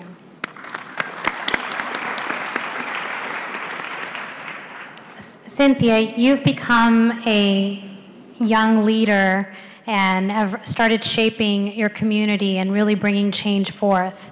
So the question I have to you is, how do you plan to use your voice to influence young girls in your wider community, and what changes do you hope to see as a result? Okay, thank you very much. I'm a person who works at the community level, and this is because I believe that change has to start from below. And when you talk of change starting from the community, you have to first acknowledge that that community has a structure. And for me, Cynthia, one thing that has made me use my voice and reach out to many people, and men giving me an ear to actually tell them about FGM, is first I recognize that there is something called culture. And our culture has something called social relation. If I want to administer and I want to talk to men, for example, I talk to men and leaders and elders, you have to first acknowledge that FGM is a sensitive issue in my community and other African communities. And therefore, the way you approach them, you have to put the men, for example, I do put the women aside and the men aside differently, because when I talk about FGM, I have to make sure that my audience is comfortable with what I'm about to talk about. And they are able to give me their attention, and I'm also able to have that discussion, the participation with them. That is one thing that I always make sure that I have. And another thing, when it comes to addressing this issue of FGM, I always have in mind the survivors. Because every school, I work in the villages, and every school that I go, every time I talk to young girls, there is a probability that there are girls who have been subjected through FGM. So the first thing that I do is I do offer psychological support to the survivors. Something that most people try to just address FGM, and they leave the survivors frustrated and, their self-esteem affected. And even this one has actually resulted to lowering this, making stigma very high, in that most of these survivors end up stigmatizing those girls who you're trying to save from going through the cut. We have had issues of girls actually coming on board and saying, their parents don't want them to go through FGM, but the girl tells you, I want to go through FGM. And why? It's because their peers have not accepted them, and they need to be accepted. And therefore, for me, as Cynthia, I always say that if you want to go to a community, understand that that community has a structure. And if you don't respect the hierarchy of the community, if you don't respect the culture of the community, if you don't respect the fact that culture to them is so dear, it is something that they have known all their lives, then it will be really hard for you to bring change. And the results that I hope to see is, I hope to see more men engaging in the fight against the FGM. I will love to see more leaders. I am happy because where I come from, we have one of our member of parliament who said that I don't care whether if I'm going to lose my votes, but I'm in this fight against FGM. And that is what the leaders that we want. We want leaders who are not afraid of losing votes, but who respects the health of those girls, young girls who have been subjected to these practices. Thank you very much. Thank you, Cynthia, so much. And we are at time, but I hope all of our panelists, these fierce, brave, smart women, have demonstrated to you that truly women are change agents, they're leaders in their communities, they're transforming society.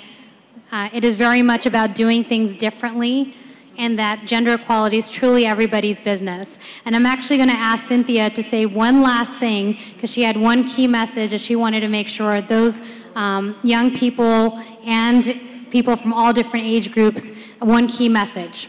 Cynthia. Okay, my one key message, I just want to say that you cannot achieve universal health coverage without actually changing the health-seeking behavior of the people. And by saying the health-seeking behavior is first addressing some of these issues that are deeply rooted, like the different harmful cultural practices that are among our people as Africans. And one thing that I love also to leave you is, there is a saying that says that when an egg breaks from the inside, life begins. And therefore, it is good for us to start by breaking the egg from the inside, by taking this to our people and making sure that the policies that we make, we take back to the people and make sure that the people agree with all these things that we try pass in such big conferences. Thank you very much. Okay. Thank you, Katya, Amina, Mama Miriam, and Cynthia so much for sharing your stories and your wisdom with us. Thank you.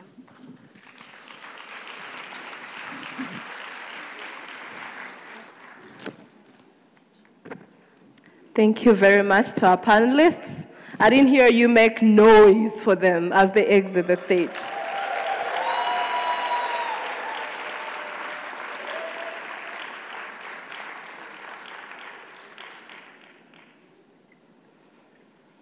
Thank you. I would like now, ladies and gentlemen, to request Dr. Rupa to stay on the stage as I welcome Dr. Fraser Karua, the General Manager for Amref Enterprises Limited, together with Dr. Githinji Gitai, the Amref Health Africa Group CEO, to join us to the stage, and Ms. Desta Laku, who's going to help us facilitate the next event. Thank you.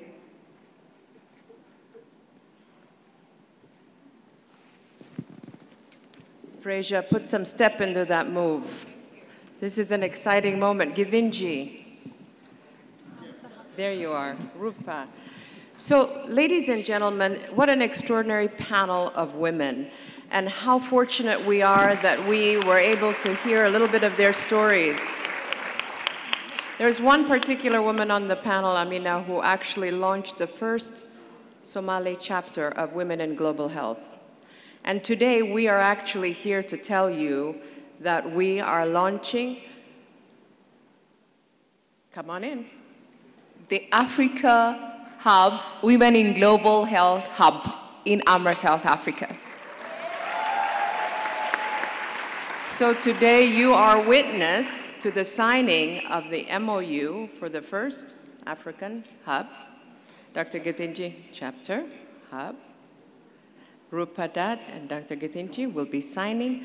This chapter actually sits with Amref. So Fraser, our general manager, will be facilitating it in the secretariat, and we're so happy to join you. Fraser, if you have it here. Yes, sign it right. I'm only signing it. It's going to be in the custody of Fraser. Fraser is witnessing. So we want to invite every woman here to sign on to the Africa Hub of the Women in Global Health, and together we'll change the health of every African.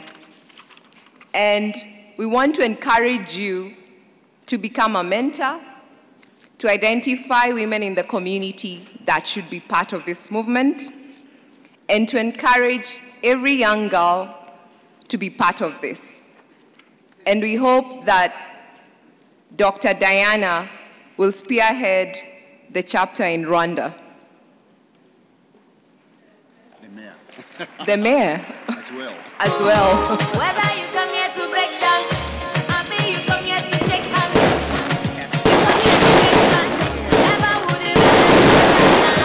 Ladies and gentlemen, it's official.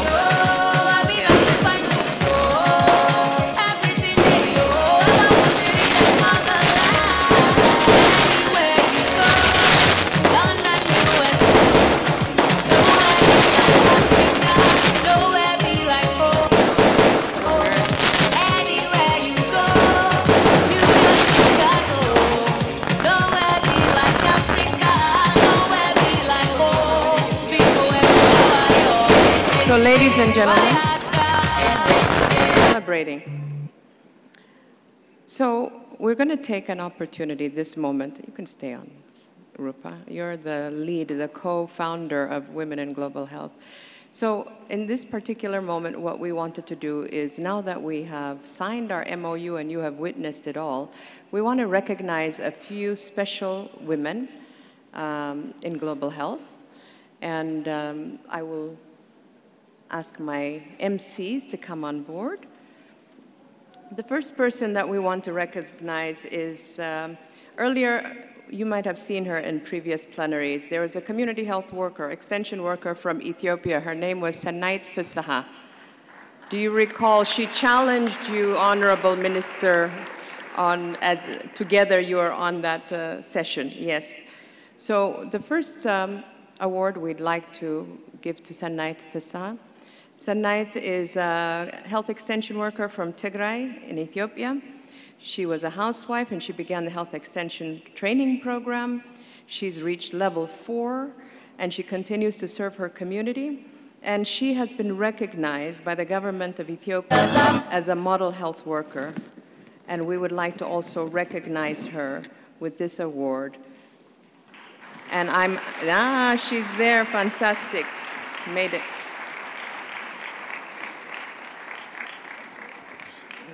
Neighbors.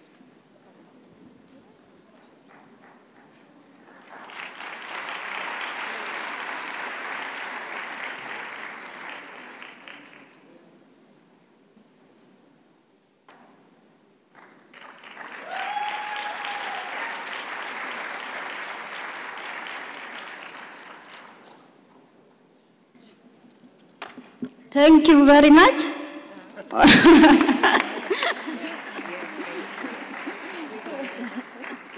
Thank you.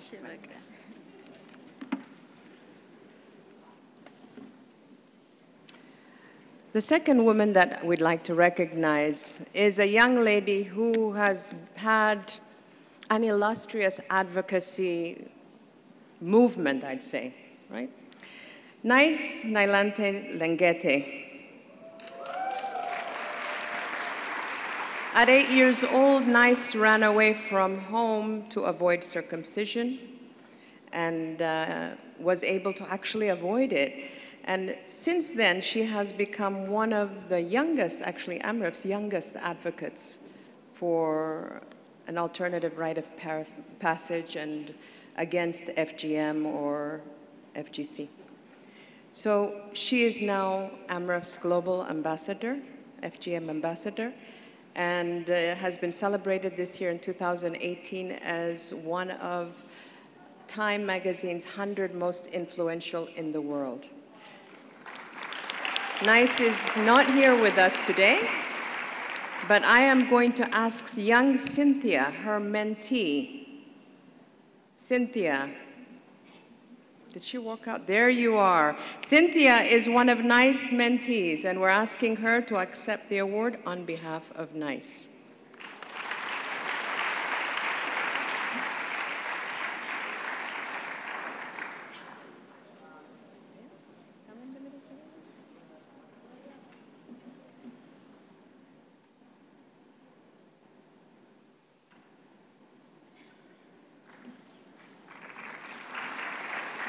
Thank you, Cynthia.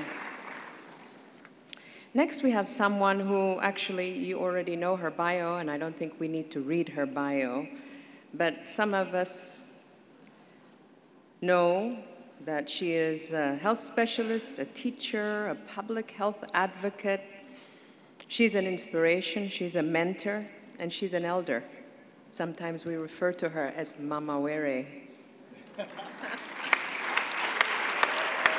Mama Were is the recipient of also the first Hideo Noguchi Prize, Africa Prize.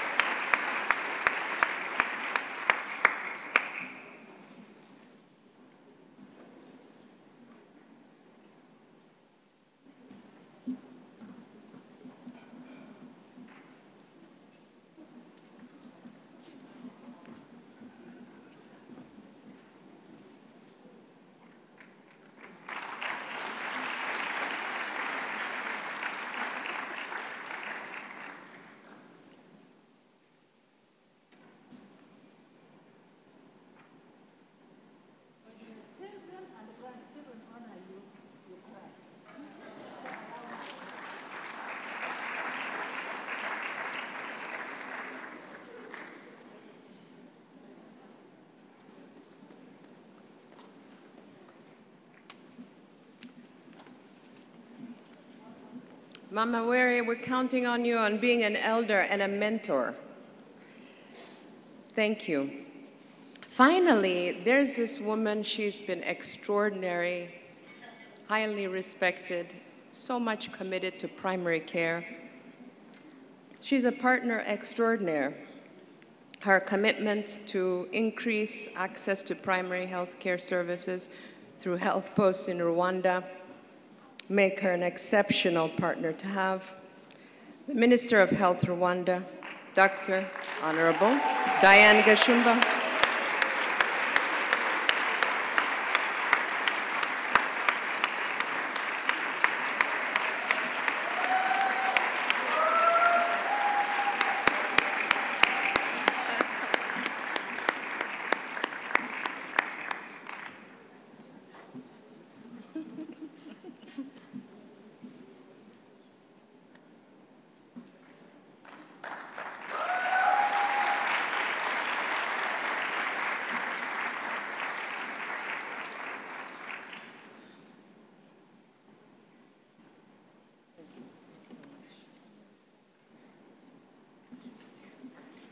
Thank you very much, yes. Thank you. Yes, you can go down. And where are our amazing MCs?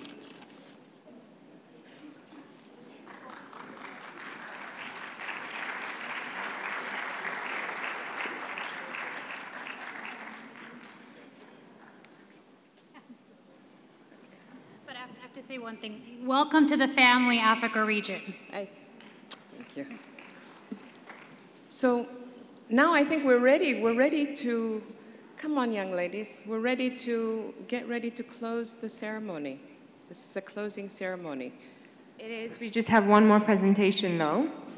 So I'm just going to call Dr. Rawaguru, as well as Dr. Magnifique, who's been part of the youth.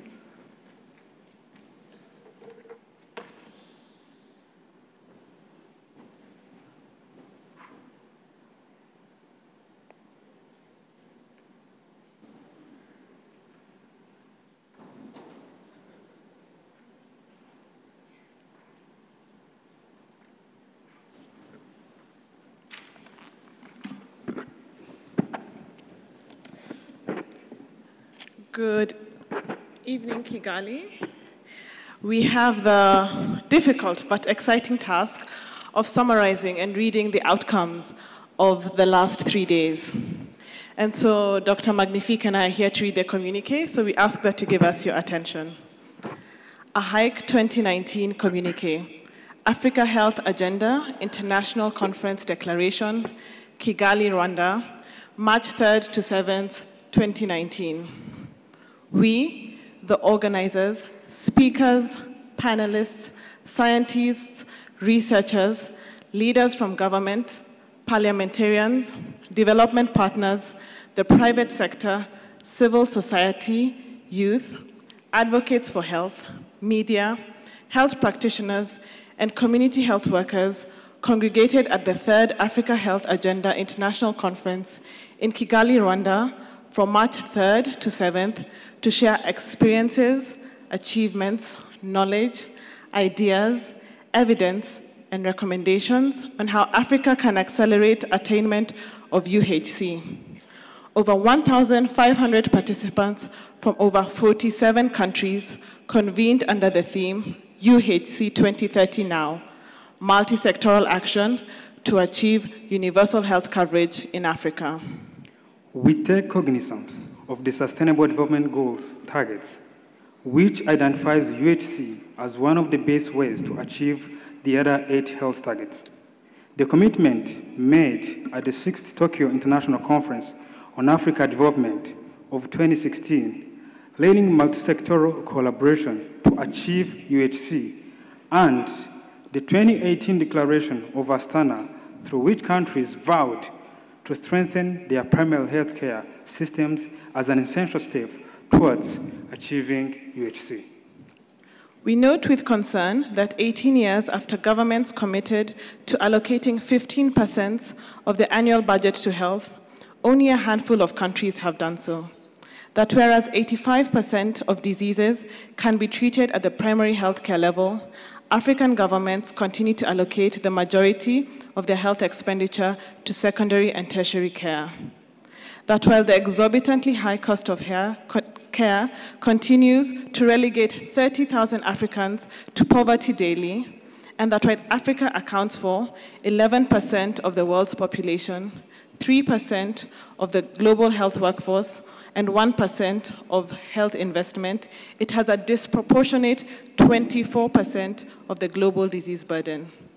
Even as we work to reach disadvantaged populations, including women and girls, youth, persons with disability, and those living in fragile states through more equitable access and improved financial investment in UHC, our investment is a meager $26 per capita against the recommended $75 per capita, a significant proportion of which is out-of-pocket expenses.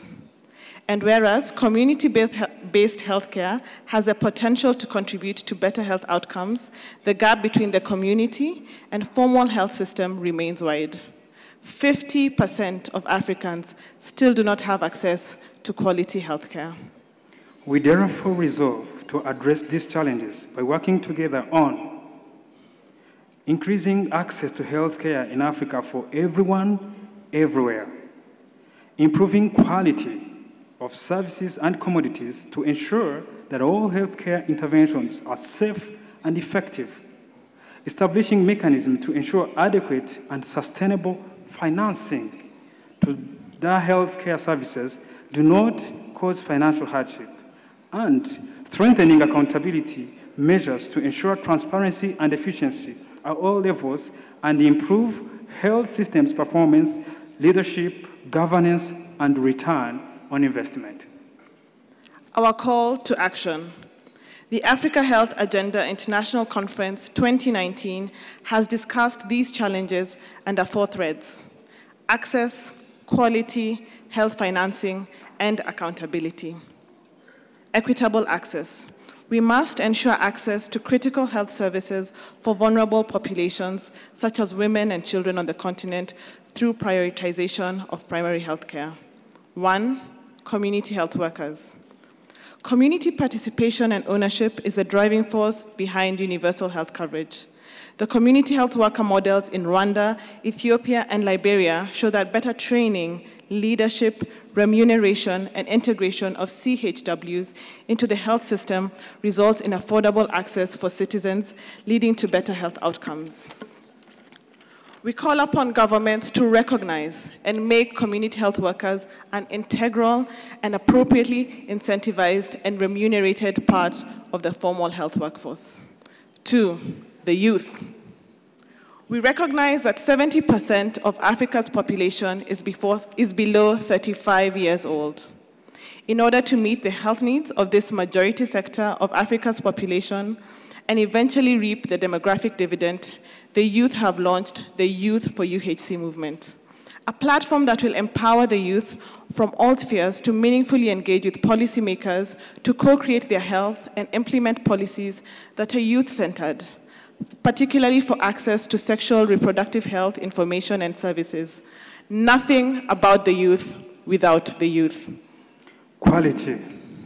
Quality health services. The success of UHC depends on the provision of quality services to all people, irrespective of social, economic differences, while eliminating the risk of catastrophic health expenditure. We call on government, private sector, and civil society to strengthen health systems, in particular, leadership, management, and governance, and to increase the number of adequately trained health care workers to be able to deliver quality primary healthcare services to hasten the attainment of UHC. 2, technology and innovation. Private sector engagement is vital to accelerating the use of technology and innovation in primary healthcare to accelerate the attainment of UHC. We must harness the use of accessible and affordable science and technology to address health challenges and achieve improved health outcomes. We call on government and all stakeholders to put in place regulatory frameworks conducive for effective integration of technology in health system. Financing. Financing of UHC must be led by public resources. 1, health financing. We call on governments to accelerate investment in total health expenditure to reduce out-of-pocket expenditure to below 20% of the total health expenditure. We also urge governments to progressively fulfill their commitments to the Abuja Declaration and improve the efficiency with which resources are used through options such as strategic purchasing. 2, innovative financing. We call upon governments, private sector, and communities to jointly explore and implement innovative financing models, policies, legislation, and resource allocation for health. The successful community-based health insurance model implemented in Rwanda is a demonstration that partnership engagement between government, private sector, and community in pooling risks in health can be effective for financing UHC.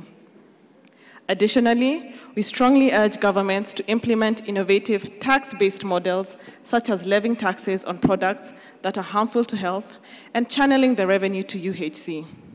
We call on governments and private sector to work together to mobilize resources for investments in UHC. Accountability. 1, transparency and accountability. We call on government to adopt suitable investment and accountability frameworks and monitoring mechanism for UHC and enhance transparent, inclusive, and participatory budgeting to ensure more effective discussion and participation by all segments of society. Duty barriers must provide the right information and mechanism to enable the local population to own their own thoughts and enhance decentralization efforts. We call on civil society to self-coordinate their accountability efforts to ensure alignment with country and global UHC monitoring frameworks. 2, political accountability. We recognize that parliamentarians have a key role to play in positioning and promoting health and health equity. We call on parliamentarians to exercise their legislative citizen mobilization and representation and oversight roles in order to move countries towards UHC. We would like to make our take-home message. Health is an investment, not an expenditure. We must have confidence in relevance, homegrown innovation, bringing them to scale and creating more synergy. We have created a blueprint for UHC in Africa. We call on governments to demonstrate political will by taking action on global, regional, and local commitments, ensuring no one is left behind. There is no one-size-fits-all model for UHC. However, we must strengthen South-South learning collaboration between countries. We call upon all partners to prioritize achievement of UHC within their strategies and plans, coordinate their efforts, and align with governments to achieve UHC. Efforts must be joined to monitor and report on progress on UHC. We call on young people and communities to self-organize, participate in discussions on UHC, and demand their right to health. This communique should feed into the multi-sectoral contribution to the UN high-level meeting on UHC in September 2019. Thank you.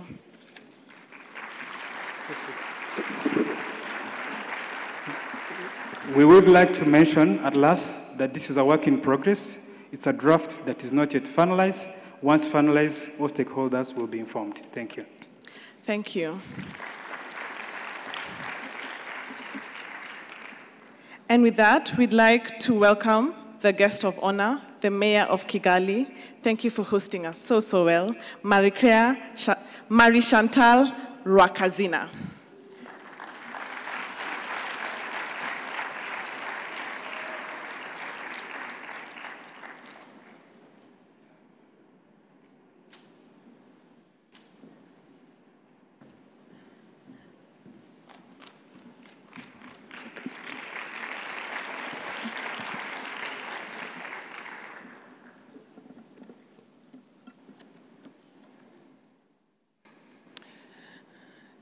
Distinguished ladies and gentlemen, good afternoon to you all. It has been an absolute pleasure to host you in the city of Kigali, and I hope you've enjoyed it. For those coming for the first time, please come back. For those coming for the second or third time, please bring your friends and comrades to the city, beautiful city of Kigali. It is an honor now to address you all in the final hours of this year's Africa Health Agenda International Conference. I would like to thank specifically AMEF for organizing this important meeting. We also want to thank you for awarding our President, His Excellency Paul Kagame, and Ethiopia as champions of universal health coverage.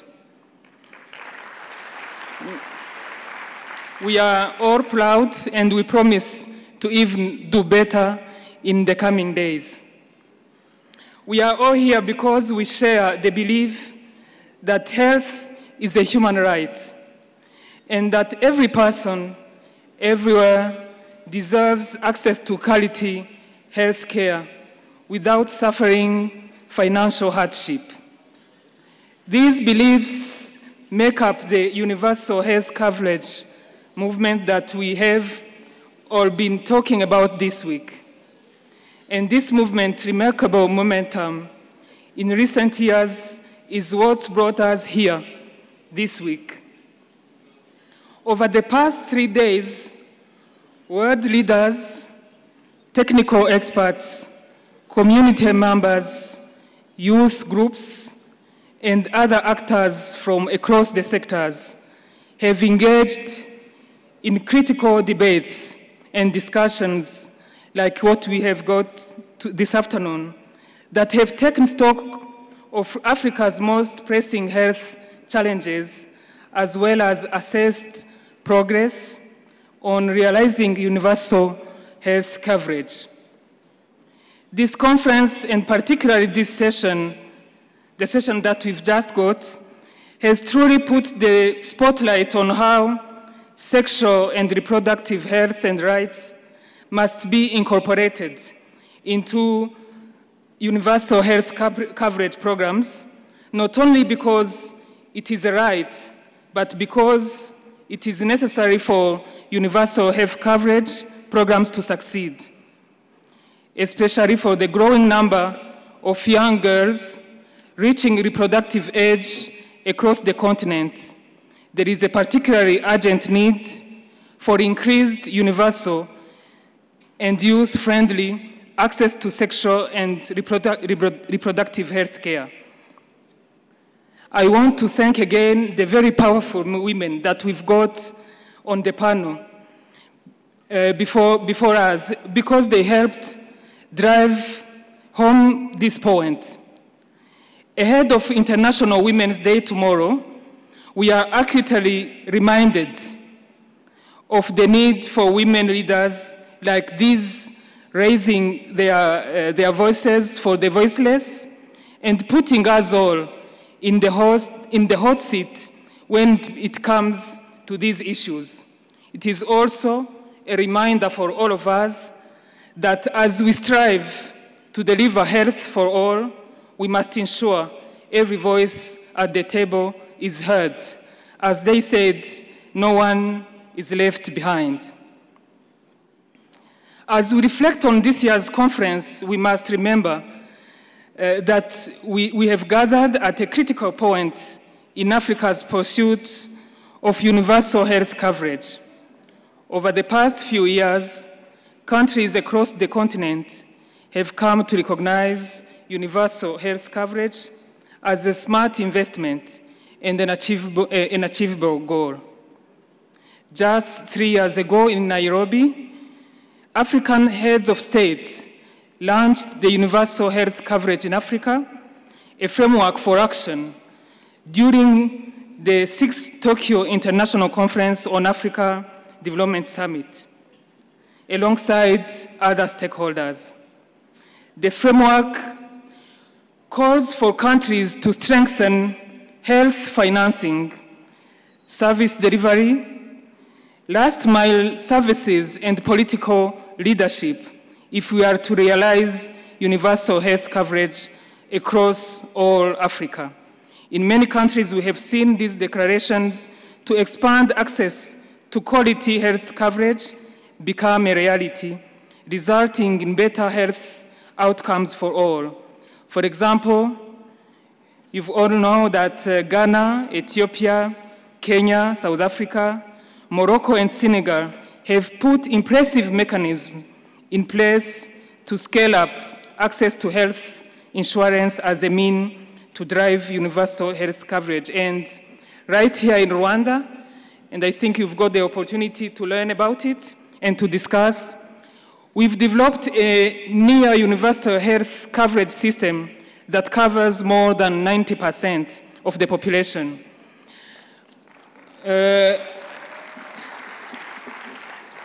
I would like to reiterate that the 3 districts of the city of Kigali are among the best that have got the universal health coverage at more than 90%, almost 95% now.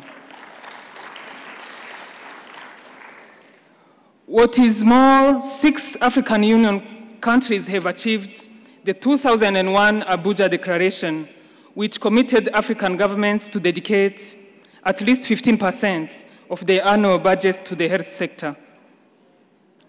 However, 6 out of 55 is not good enough. Though numerous countries have seen increased health expenditures since 2001, domestic financing for health has only increased marginally. The growth has instead stemmed from out-of-pocket spending and development assistance. This has unfortunately left many individuals across Africa with insufficient access to affordable quality health care. And when someone cannot pay their health care bill, we know the ripple effects can be grave and far-reaching.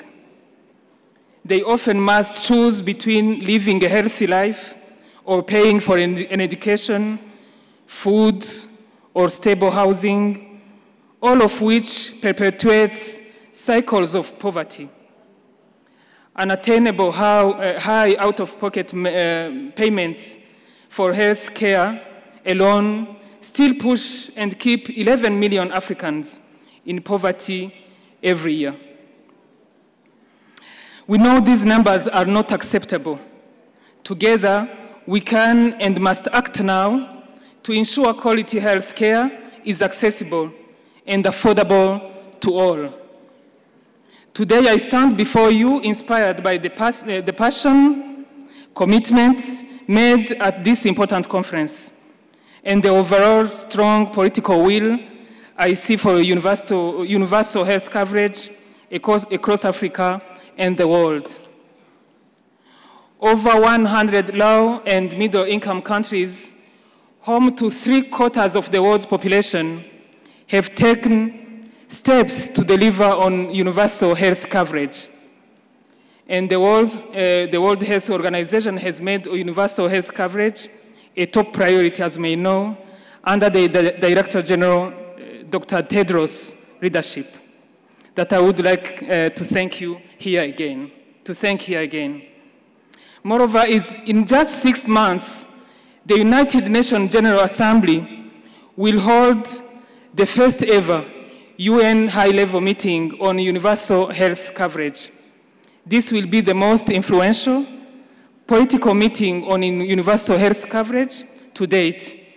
I believe that this conference has given us all a platform to be heard in these discussions and to influence the Assembly's political declaration to guide the world's efforts in providing universal health coverage for all. Over the next few months, I encourage you to continue leveraging this unprecedented momentum towards health for all and continue collaborating to find innovative solutions and approaches to achieving universal health coverage in Africa and beyond. Achieving this will not only boost Africa's economic prosperity, but it will also create a healthier, secure, and more equal world for us all. I thank you very much.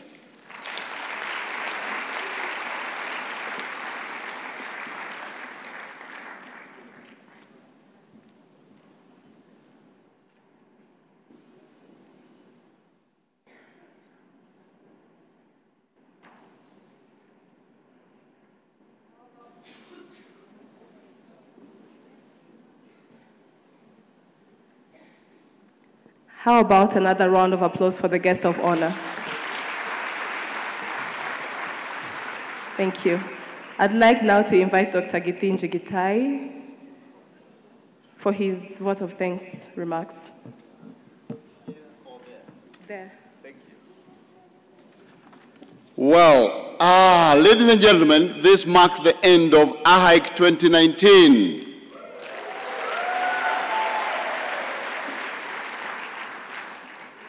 It's been a fantastic 5 days of consultation, dialogues, friendship, and love.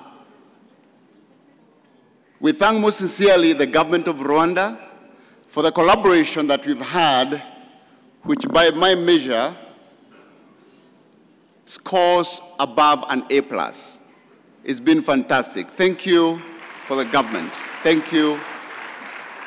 Honorable Diane Gashumba, your ministry. Thank you, Honorable Mayor, Your Excellency, to the government of Rwanda, to His Excellency Paul Kagame, to all the great staff of the government of Rwanda and this center who have been working with us. We thank you most sincerely. We've had over 1,500 delegates here from 47 counties, and the youngest delegate was 16 years. 16. A young girl from Tanzania.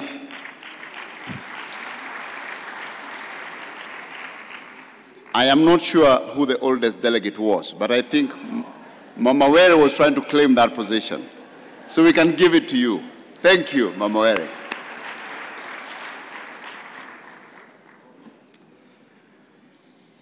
We have made many friends, and we had brought many friends here.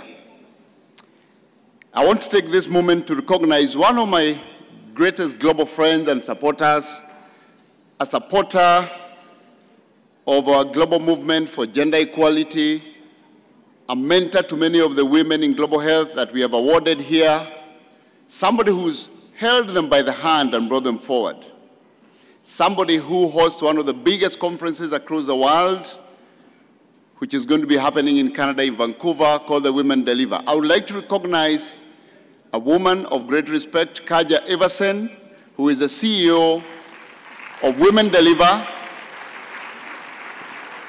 and also, for many of you who might not know, was recognized last year as the Dane of the Year by her Prime Minister. Kaja Iversen, thank you so much. And we are so glad that you could join us here. And we ask you to please continue mentoring the young women in global health, because you're truly a beacon for them to look up to.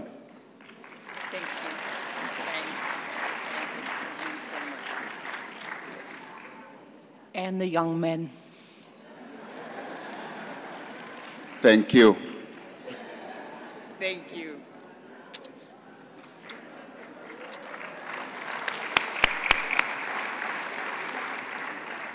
We look forward to seeing you in June in Vancouver, where some of our women in global health recognized here will be speaking at that global conference through the influence of Kaja. So thank you very, very much for taking the work on a global stage. Finally, to our partners who have been fantastic. This conference was supported by over 60 partners. It's not been a low-cost conference to host, but we found our work easier because our partners worked with us all the way from the beginning. All the way from the beginning. We had many partners, and that has made this conference what it is.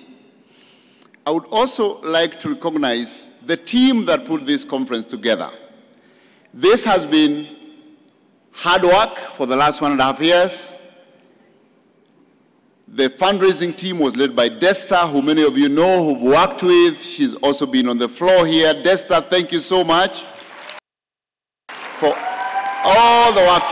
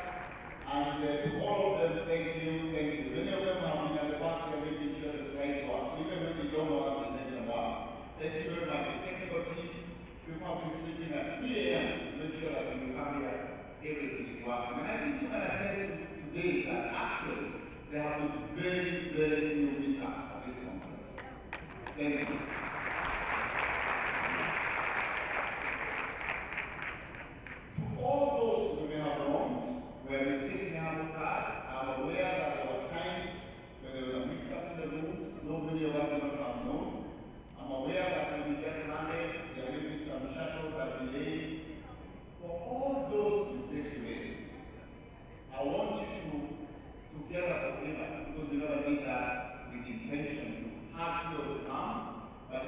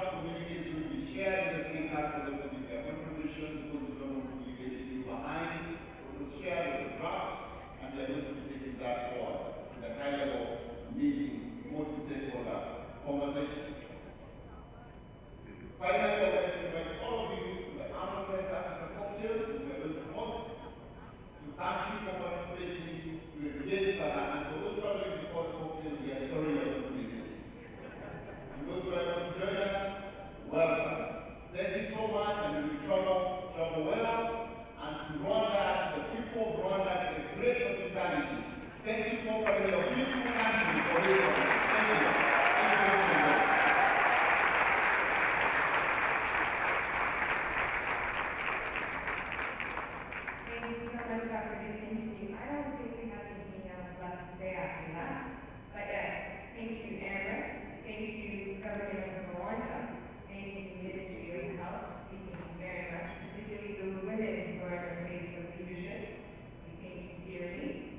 Also, our partners, thank you for being with us every single step of the way and for your continued support. And what we are advocating is really a dignified, healthy Africa, healthy continent, and it's today, tomorrow, and I believe beyond. So thank you. Before we leave the room, though, there's an important picture that is about to be taken. I'm apologizing, men, we love you. I mean it, we love you. But this picture is strictly for women in the house. Dr. Kibinji is probably going to strike.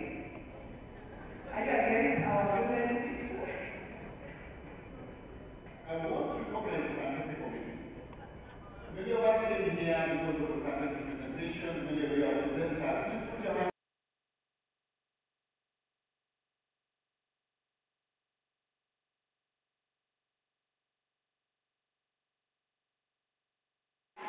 Thank you very much. And now I am available for your photo later. Thank you very much. Thank you, Doctor. So we would like to invite the guest of honor, together with the Honorable Minister of Health in Rwanda, and all the distinguished guests that are females, to please, and every female in the house is invited for this picture. Let's celebrate women. I see men walking out. Please, see us pose for this picture.